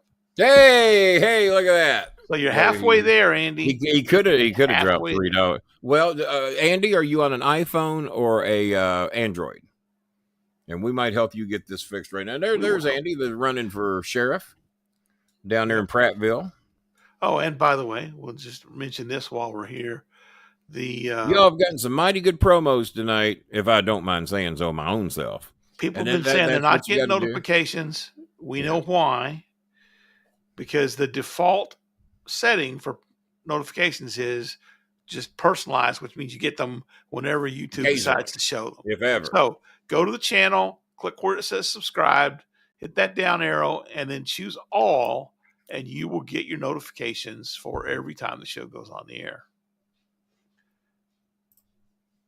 There you go. And if you've got an iPhone and you want to get a membership, all you got to do is open up YouTube in Chrome or Edge. There we go. You can't use Safari. The built-in Safari, you can't use the YouTube app. Go to the channel you want to join, which, of course, is this channel, because you don't want to join any other channel. No, you want to join any other this channel. You want to cancel your membership. At the bottom of the screen, you'll see 3 dots, ... If you click on those 3 dots, scroll down through all the options, and one of them is Request Desktop Version. So the desktop version is more complete. It's not as slimmed and trimmed down as the mobile version is. So once you hit that red desktop version, you'll now see the join button. And the join button, you click that, it'll say, hey there, buddy. Choose from one of 3 different membership levels.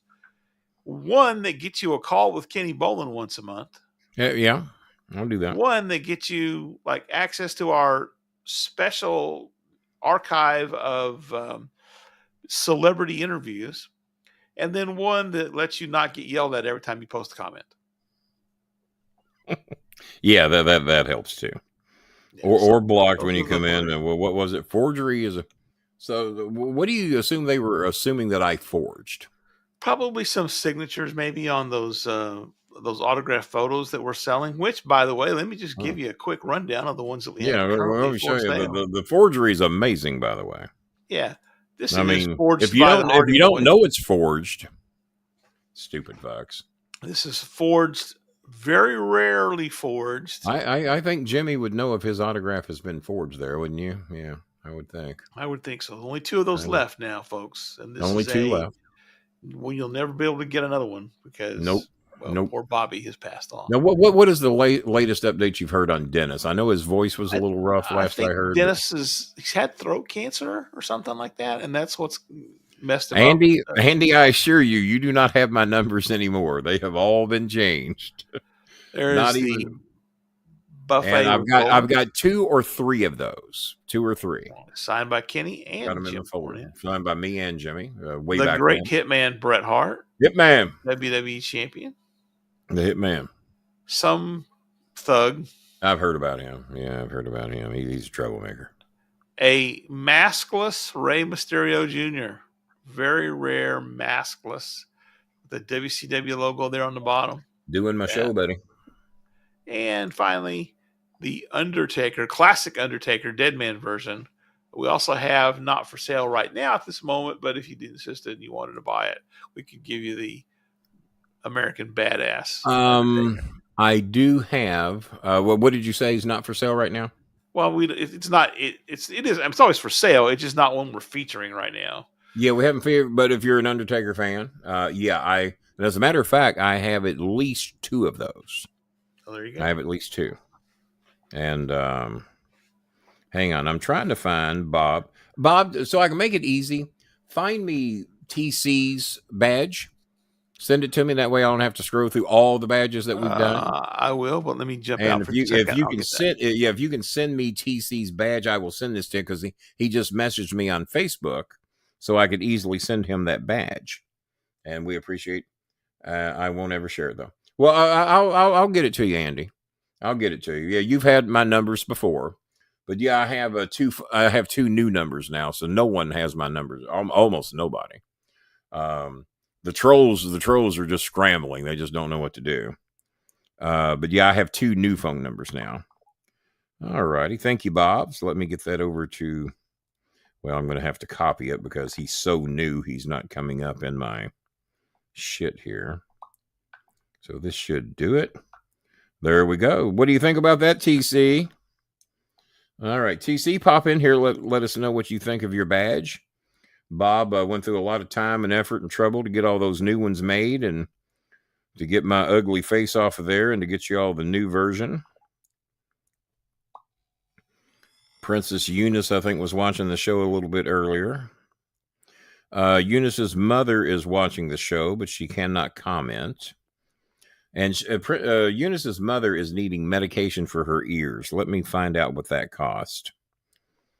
And because she doesn't get paid for another 7 or 8 days.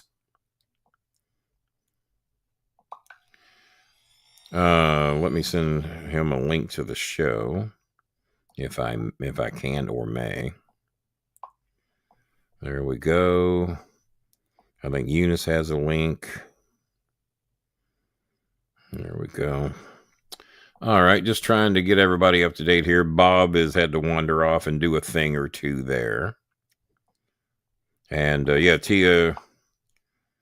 Yeah, it's much easier for me to keep up with you here because I have to go to my iPhone to find you on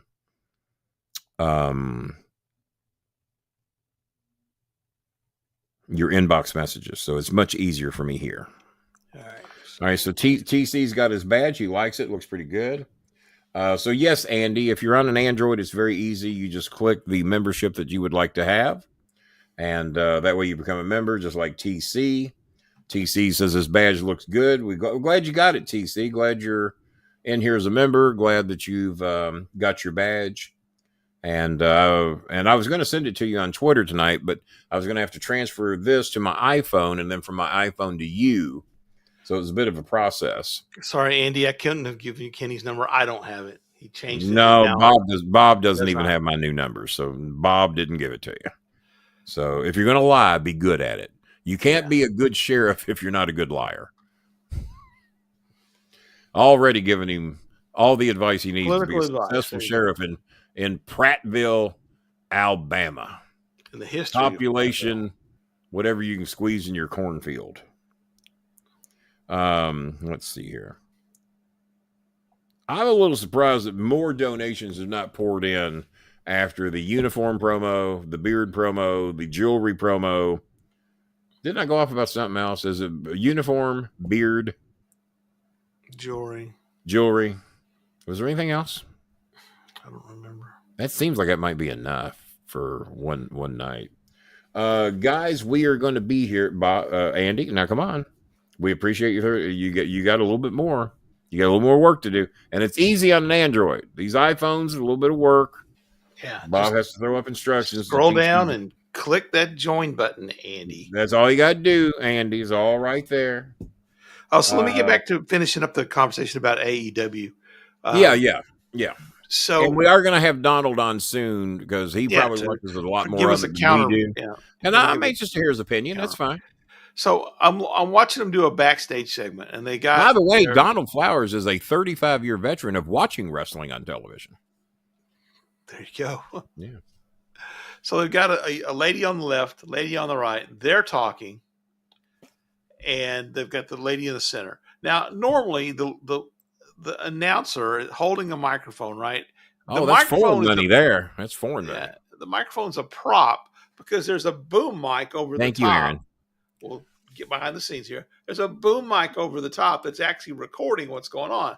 And the microphone is just a prop that the announcer holds. But in this case, apparently it's real because the two girls are talking and she's doing this and this, and one will start talking and you can't hardly hear her until she moves the mic over. So are there wrestling companies using boom mics as props? No. I'm saying she's got the mic in her hand mic, which is a prop. Because the hand mic's a prop. Okay. Right, because there's a boom mic. That's a little reverse. Well, yeah. Reverse. Well, because the mic overhead is recording the whole conversation, right? Yeah. At least that's how they do it in the WWE. Yeah. This is the real, and so the girl over to the right would start talking, and you can't hear what she's saying because the mic's over here to the left. So she's doing this, and then she's doing this, and then and I'm like, the sound is awful on AEW shows to begin with. Yeah. Then they have a segment where it's a tag team match. And Bob, before you go any further, what are the two things that I said that are important about this show? Donations and donations. Well, but after that, look good and sound good. Have a decent camera. Yeah. Decent camera. Bob's not even glowing as Bob, have you made some adjustments over there? You're not as whited out tonight as normal. I think the cameras or the lights are still set to candlelight, so. Is that what it is? Yeah, I'm on candlelight tonight as well. But yeah, and the most important thing is your sound. Yes. Whether our cameras are worth a shit or not, at least let the listeners be able to fucking hear us. Right. And I'm disappointed when I do a show and I see the fucking webcam. But one thing you're going to learn, Bob, this Insta360, if you just record with that, it ain't bad for a web camera.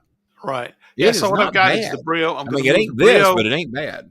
I'm going to move the Brio to my work computer, take the camera that's on my work computer, move that over to my 3D printer so that I can actually do a time lapse of the 3D printing, which I think you're really going to like this new camera, especially if and hopefully you figure out how to get this big firmware update and you can tell me how to do it. Hopefully so. So yeah. So I got to get my virtual camera back because that lets us do some cool shit. There's a tag team match and the heel tag team brings the jobbers out with them. They're carrying the jobbers that they're going to beat over the shoulder. Happy birthday, Andy. Happy birthday. Didn't realize it was your birthday yesterday. Yeah, happy birthday, Andy. The ring announcer runs out of the ring as they're coming in, and she's still trying to say, this event is, and introducing first, as she's running out of the ring, trying still to do the introduction of the people. Who's the ring announcer? I mean, there's only, who's the girl out with Samantha? What was Samantha's last name that's with Samantha Ricochet? Irvin. My God, there just ain't many. She's 36. But fucking Mango's 36. Well, now that's two different women there. Yeah, that's two different women. The lady that's doing the ring announcing now, not Lillian Garcia is on SmackDown, but the one black that's on girl. Raw. She is the Samantha Irvin recyclement. Yeah, I don't know. She's a recyclement. Tried really hard. I heard her and I thought Samantha was back because I heard her in the background. And then but her mannerisms, everything she does is Samantha Irvin. You know what? Be somebody else. Be you. Be you. Exactly. We already got Samantha. Well, what are the reasons Samantha left? I mean, what is she doing that would have been paying her any better? Because she was a very popular ring announcer. Cody loved her, and I wonder why. She apparently wanted to do more than just be a ring announcer. Yeah, well, I don't blame her. Get involved. Yeah, I mean, she could be a manager. She's a natural born star. She's got personality. She's got looks. She's got the curves. But, she's got everything that horny old men love. Yeah, they had her, pegged in as a ring announcer. Not that I know anything about that. Yeah, that's what you've been told, right? Yeah, that's what I've heard from other. That's what Donald Flower Rice and Donald Flower said. Andy Griffith told me that. Yeah. Andy, you're only 41. Aaron Pavis said that. I thought I was younger than Andy. I'll be honest with you. I thought Andy was about 70. I didn't know. Donald's 41. CC still with us. Recently, she said she's handled announcing Cody winning at Mania made her filter. Well, because she got emotional, right, when it happened. I love that she got emotional about it. Well, and I think Cody thought it was cool that she got emotional about it. It just shows that you're I felt Cody actually cared about her. Yeah, it just shows that you're a real person. Recently, she said, well, people giving Uso shit about crime. But fuck. I mean, you're trying to make people think it's fucking real. And I teared up over it. Cena teared up at his press conference. Who gives a shit? When you're someone like Jay, or who's been a tag team guy, and this really is an anointing. And I was one of the ones that said Jay would never make it. I was one of the ones that said it, and I was wrong. This is anointing him as a main event. You know, they called him main event Jey Uso, but he wasn't really.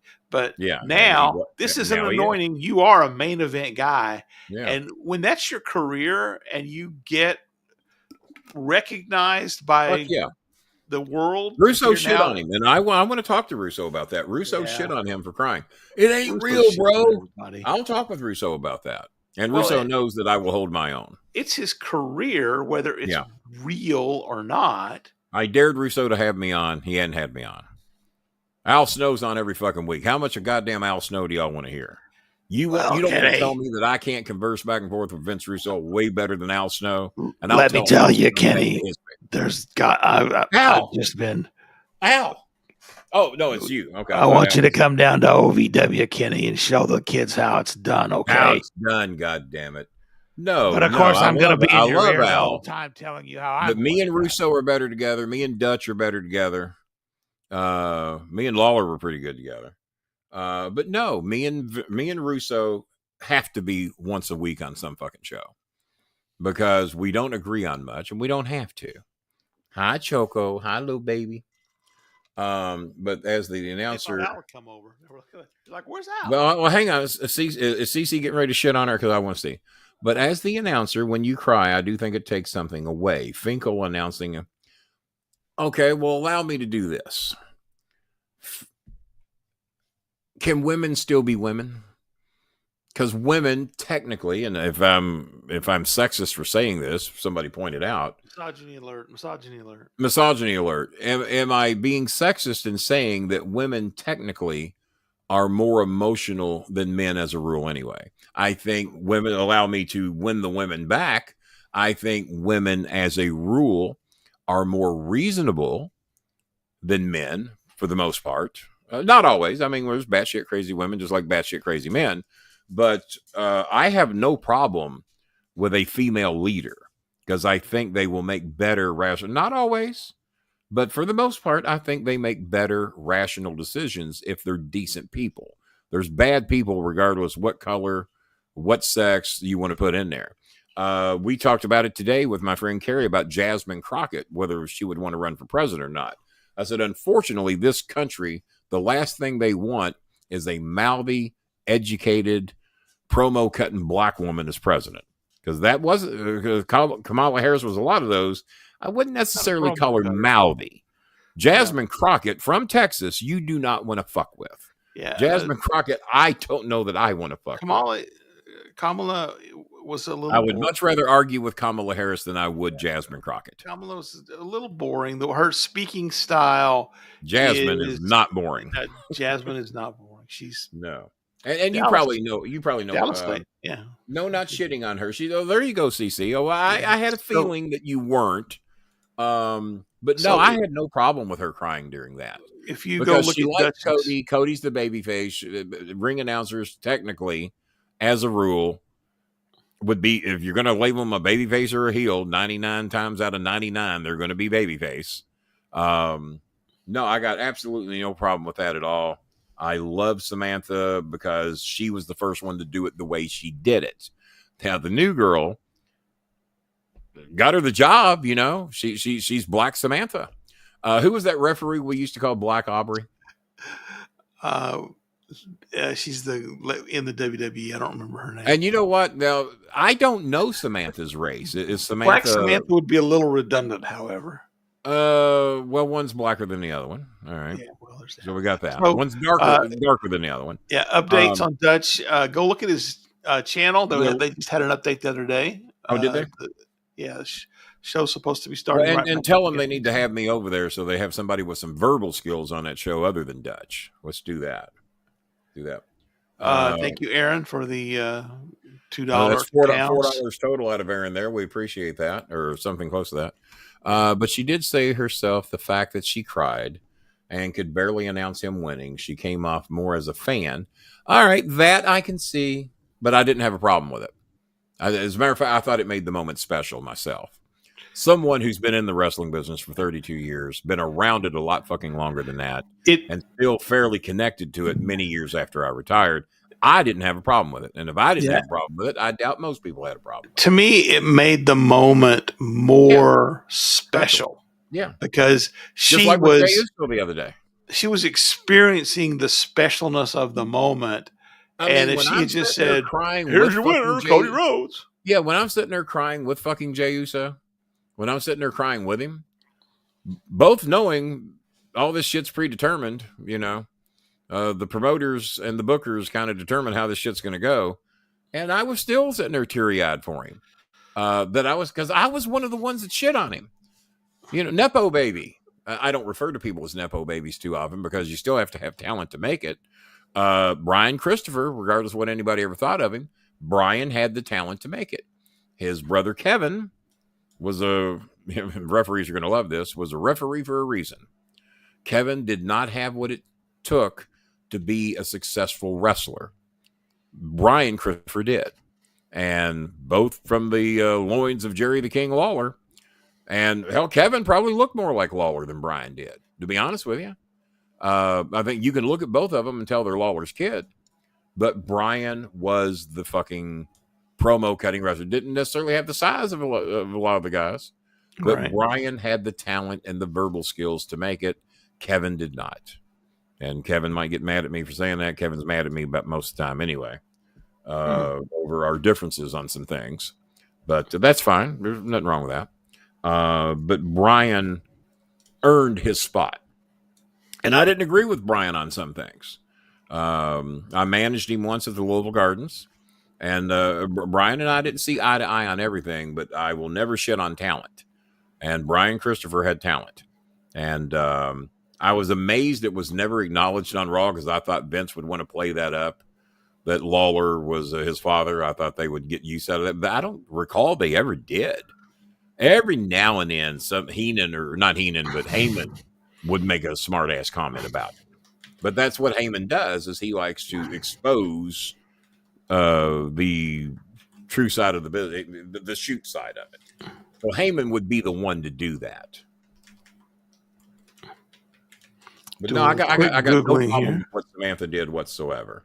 And I think if I was to get with a bunch of, Russo might shit on it because he shit on Uso. Russo shitting on Uso. That's a show right there. Right. So there was a debate between Paul Heyman and Jerry Lawler on Raw, and during the debate, because I remember it coming up. I just forgot how it happened. Apparently, they actually had real life heat with each other. They did. They did. But then again, Lawler also did his show too in ECW, and that's when he hit my old buddy, the guy Tommy Dreamer. He hit him in the nuts.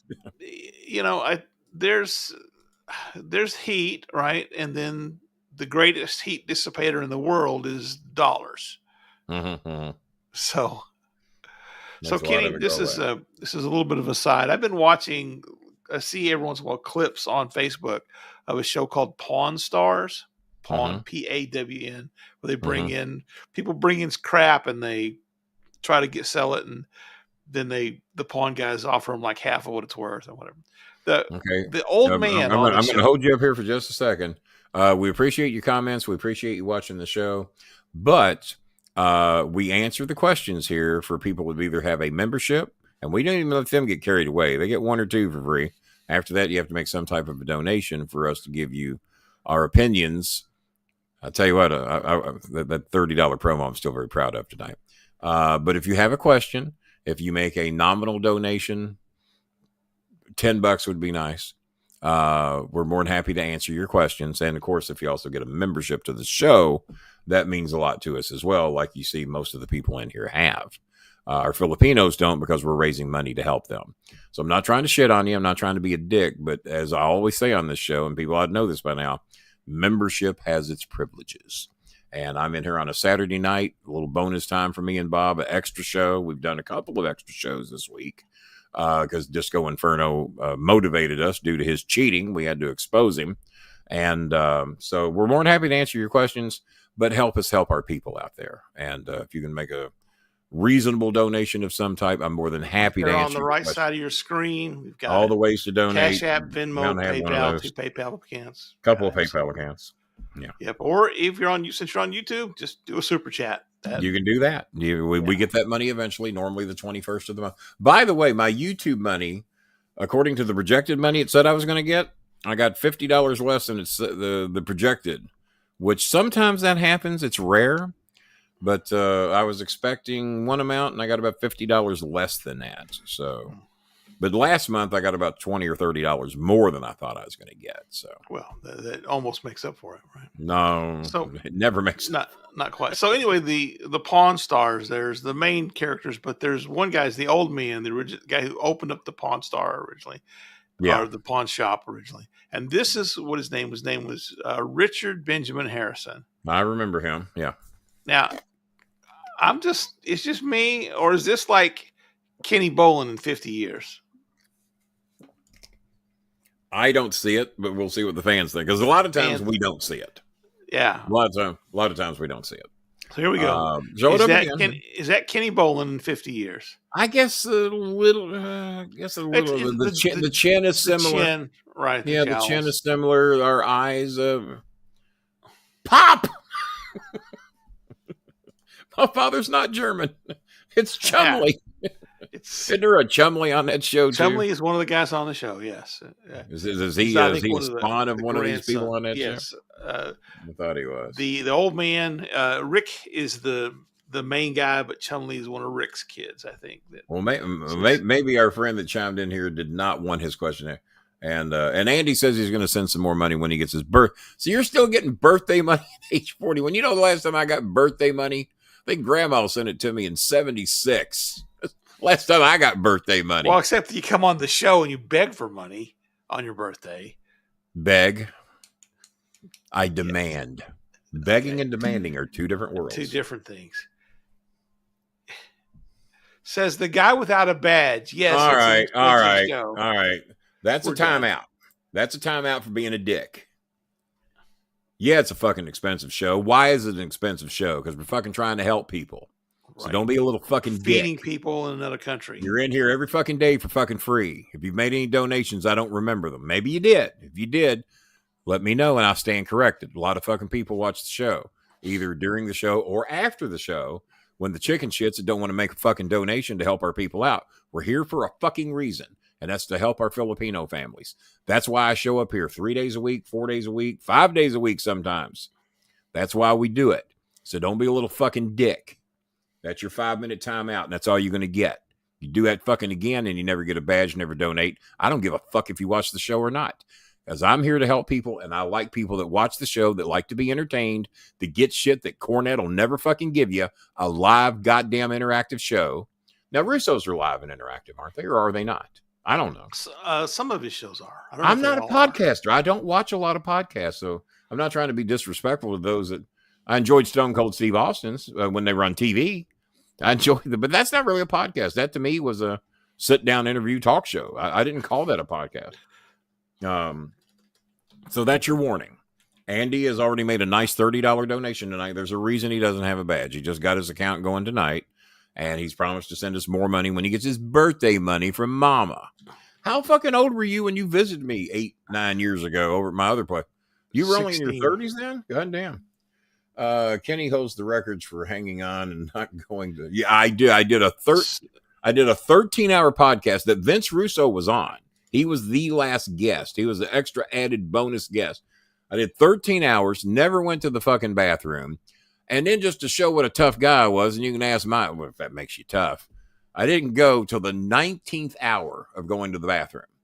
And that ain't been that many years ago. I was in my late 50s, early 60s whenever I did that. Not taking that diuretic, you weren't, but okay. I was not. No, I can't go 15. I took the diuretics today, and it ran its course, fortunately, in about 6 hours. Yeah, today. so I was pinged on the side to have you check your PayPal. that we ping down the may side. have. Check my PayPal. Okay, all right. Let's see what we got. Somebody's done something, and that is from. Oh man, thank you very much. That's from Aaron Pavis. So he's done $4 in here tonight. And Aaron Pavis, where are you from, Aaron? How did he ping you on the side and not me? He hit me on Facebook.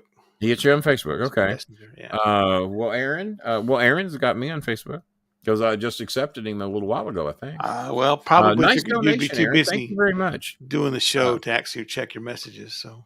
Well, but that's that's a possibility too. But no, that's very nice. Well, Kenny can hold more water than the Hoover Dam.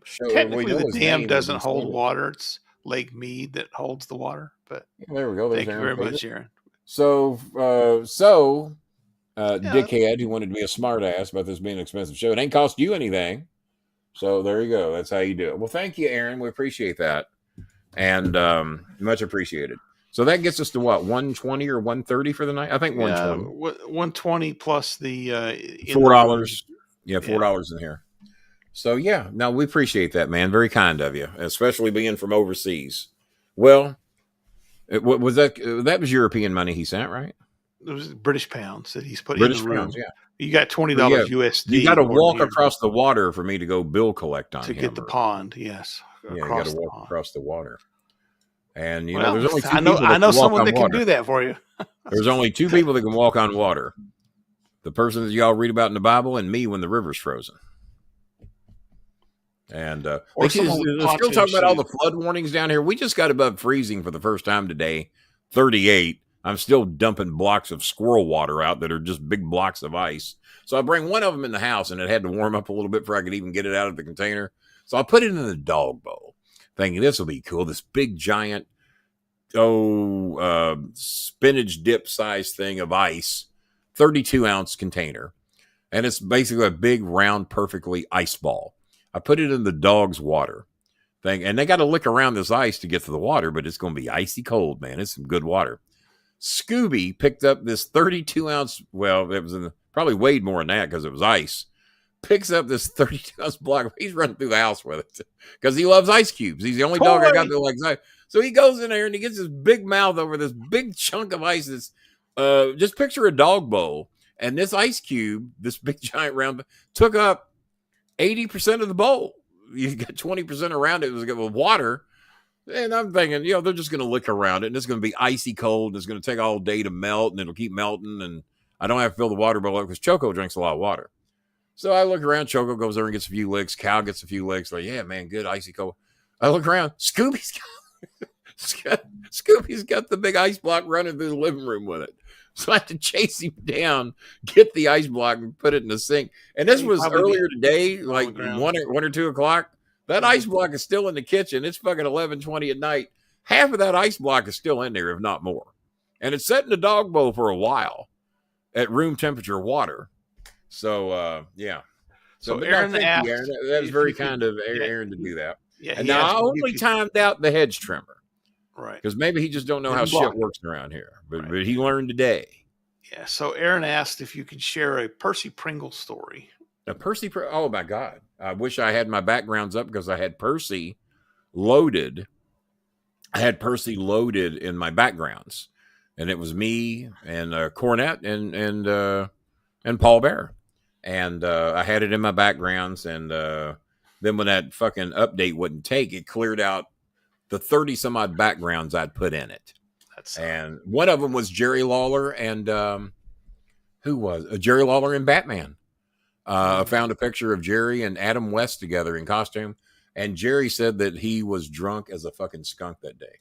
Garn Anderson's in here. Wonder who that is.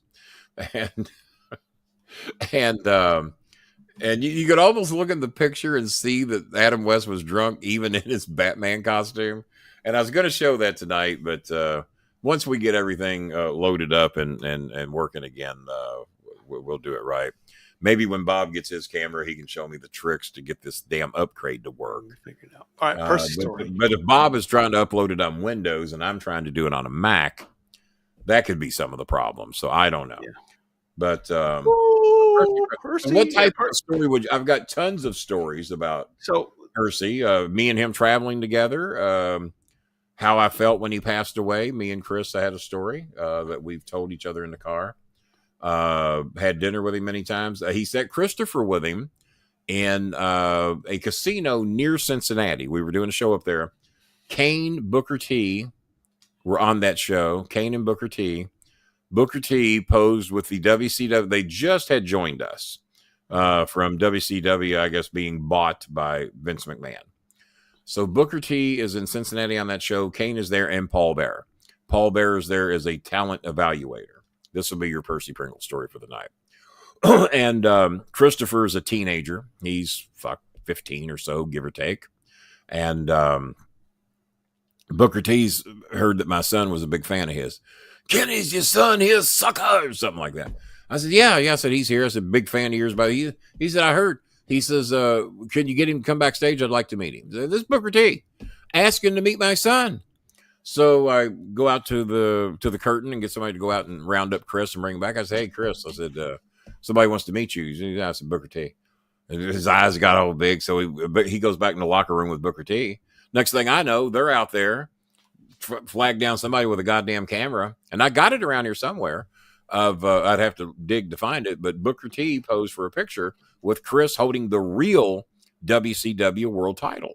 Not the fake one they'd use on television. He had the real one and brought it with him to the WWE.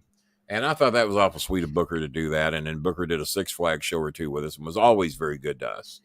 And Paul Bearer was in the crowd. And so when Chris went back out, Paul waved Chris over and he says, you went backstage with your dad? He said, what was you? And he said, well, Booker T wanted to meet me. He said, well, that was awful cool.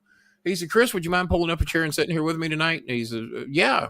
He said, what do you want? I want you to help me evaluate talent. Christopher's 15. Paul Bearer down here as an executive for the WWE. And Chris looks at him. He says, I'm 15 years old. What do you want me to do? He said, well, your opinion is going to be the most important one of the night. And Chris says, how's that? He says, well, I'm trained to see this stuff one way. Your dad's taught to see it maybe the same way or maybe even slightly another way. I want the fans' perspective. I want the people that are home watching on television to tell me what you think about what you're seeing. I want your opinion. He said, your opinion is going to be very important to me in my evaluation tonight. So he got a chair, pulled it up next to Percy, Paul, whatever. I always called him Paul. I don't think I ever called him Percy. And I called him Paul. That's the character I knew. I didn't know Percy. And I'm going to give you one more bonus story because it was so nice of you to make your donation. But that just made Chris's night that Paul Bearer thought so much of his opinion that he wanted to know what Chris thought. So Chris is sitting over there like a big fucking executive because Paul's over there by himself. He gets a chair, pulls it up next to Paul Bearer, and given their opinions, he tells Paul what he thinks of each match or what they could have done different. Because Chris has always been a student of wrestling, way more than me. He gives a shit way more than I do. I just want to entertain and perform. Chris wanted a rhyme and a reason even when he was a kid, a storyline, a way to get somewhere. He would book shows that would sell out at OVW when other people that were booking shows were not. But when Chris was in charge of the main event, what his shit booked sold out. And there were many times that various other people in charge of booking shows, and I won't drop names, but we know who they are, didn't even come close to selling as good as shows that Chris booked. Chris would have been very good at this, and he probably does not want me telling the story, but I told it anyway. So he did. I've got it. Go ahead. Let me interrupt because rather than we'll save your bonus story because he asked, Aaron asked, is Percy Paul Bearer on that Mount Rushmore of managers? So you look at obviously Heenan's a given. Oh, that's absolutely a given. Yeah, Heyman's probably a given, especially with the work he's done recently. It would be, yeah. If you factor in his recent work, it would be hard not to put him on there. Then you've got some spaces, right? And of course, there's lots of managers over the years that have done terrific stuff. Mm-hmm. A lot of regional folks that were well known in their area. But I think Oliver Humperdinck was well known in Florida. If you're going to be on Mount Rushmore, though, it has to be a worldwide known personality. So right. That would disqualify me and a lot of other good people because we are not. Even though we're known all over the world, we're not worldwide celebrities. Sure. I mean, Oliver Humperdinck was a terrific Florida very good at what he did. but he's not. But I called him. But I did call him a poor man's Captain Lou Albano. Yeah, well, you got Albano and Freddie Blassie and the Grand Wizard. Freddie was very good, but I like Freddie Blassie better than the Grand Wizard. But I thought, and here's my criticism: he's dead. He ain't gonna whip my ass now. But he was on the Dick Van Dyke Show. A lot of us were not. I thought Freddie Blassie was too repetitive in his promos. I thought Pencil Neck Geek was used way too much. Sometimes we can fall in love with a catchphrase. And I thought that Freddie was a little repetitive, but the bottom line is, did he get heat? Did he get heat? Jimmy Hart. I think the world of Jimmy Hart. Jimmy Hart is one of the sweetest and kindest men you'll ever know. I don't know. I would think politically, I would think he would almost have to line up with Lawler and various others, but he's one of the sweetest and kindest men I've ever known. If it comes to heat, he got way more heat than Cornette in Memphis. I would have took that as an absolute competition to have been in Memphis and work a 90-day program and to try to get as much heat as Hart get. Even though I personally didn't think Hart, and this ain't from my friendship with Jimmy, I thought Jimmy was better, but Hart got way more heat.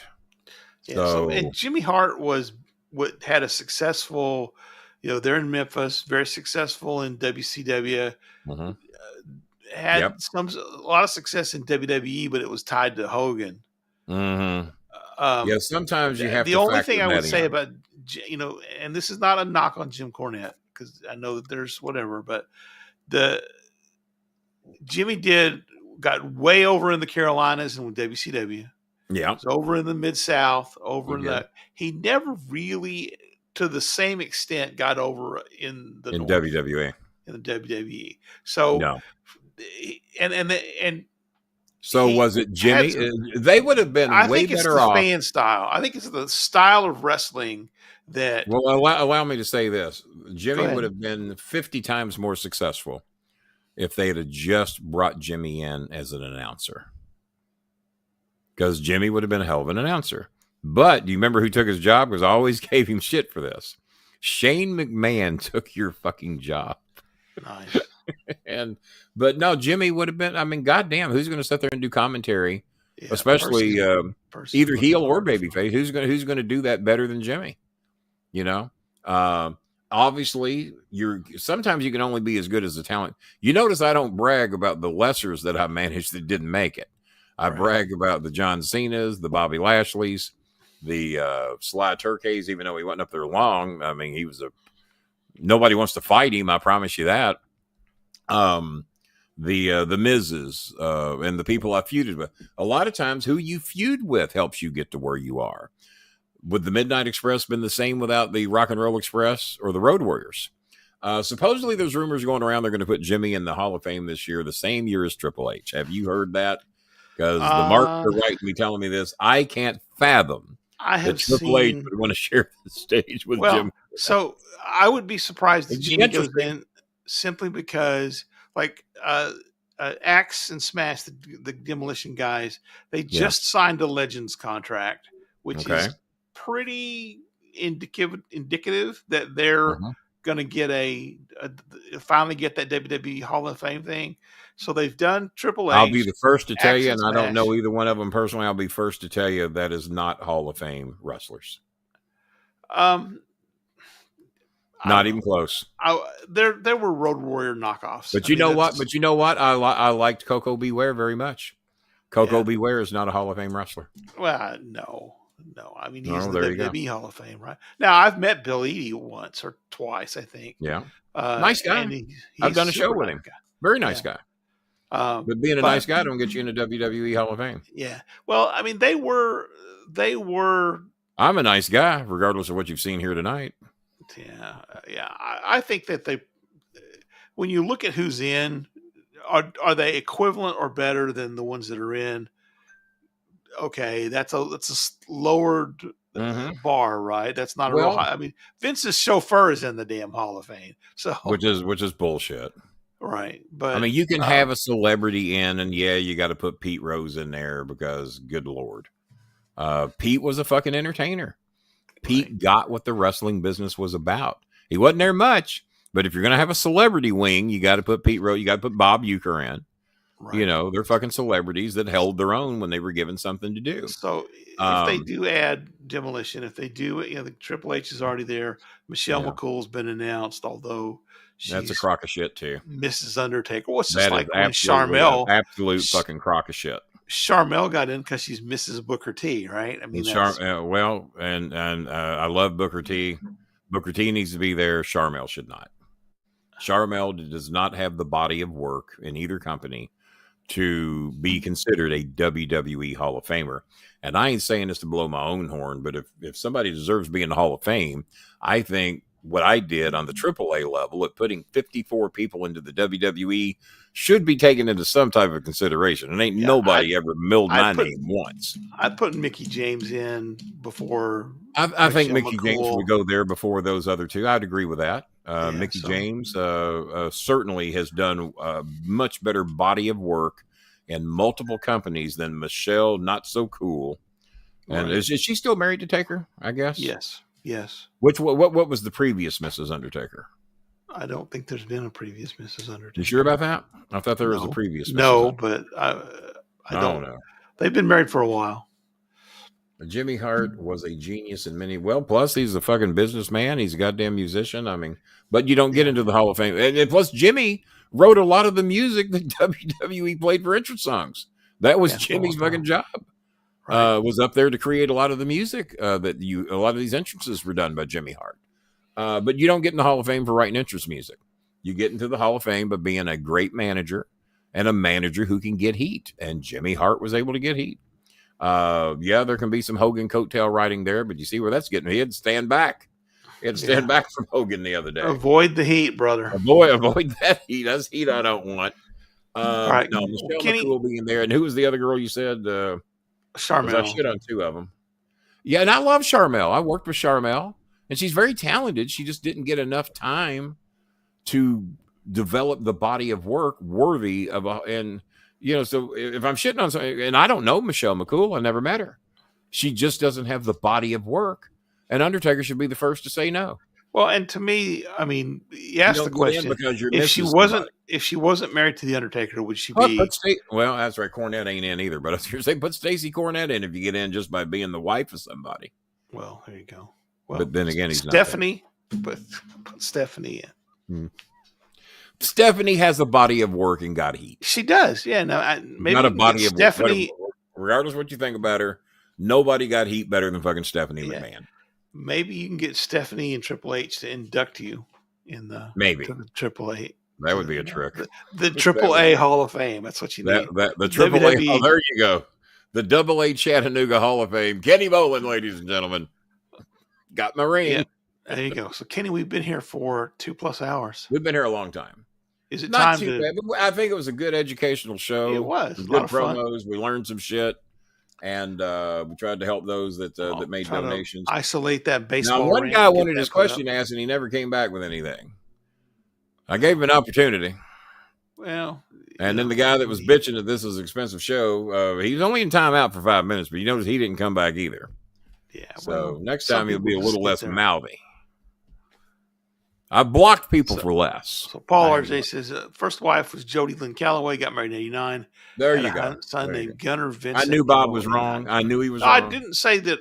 You said he had never been married before. I said I didn't know if he'd been married before. You said that after you said he didn't have one. After, yeah. You backtracked. He had 14 wives, just like Steve Austin.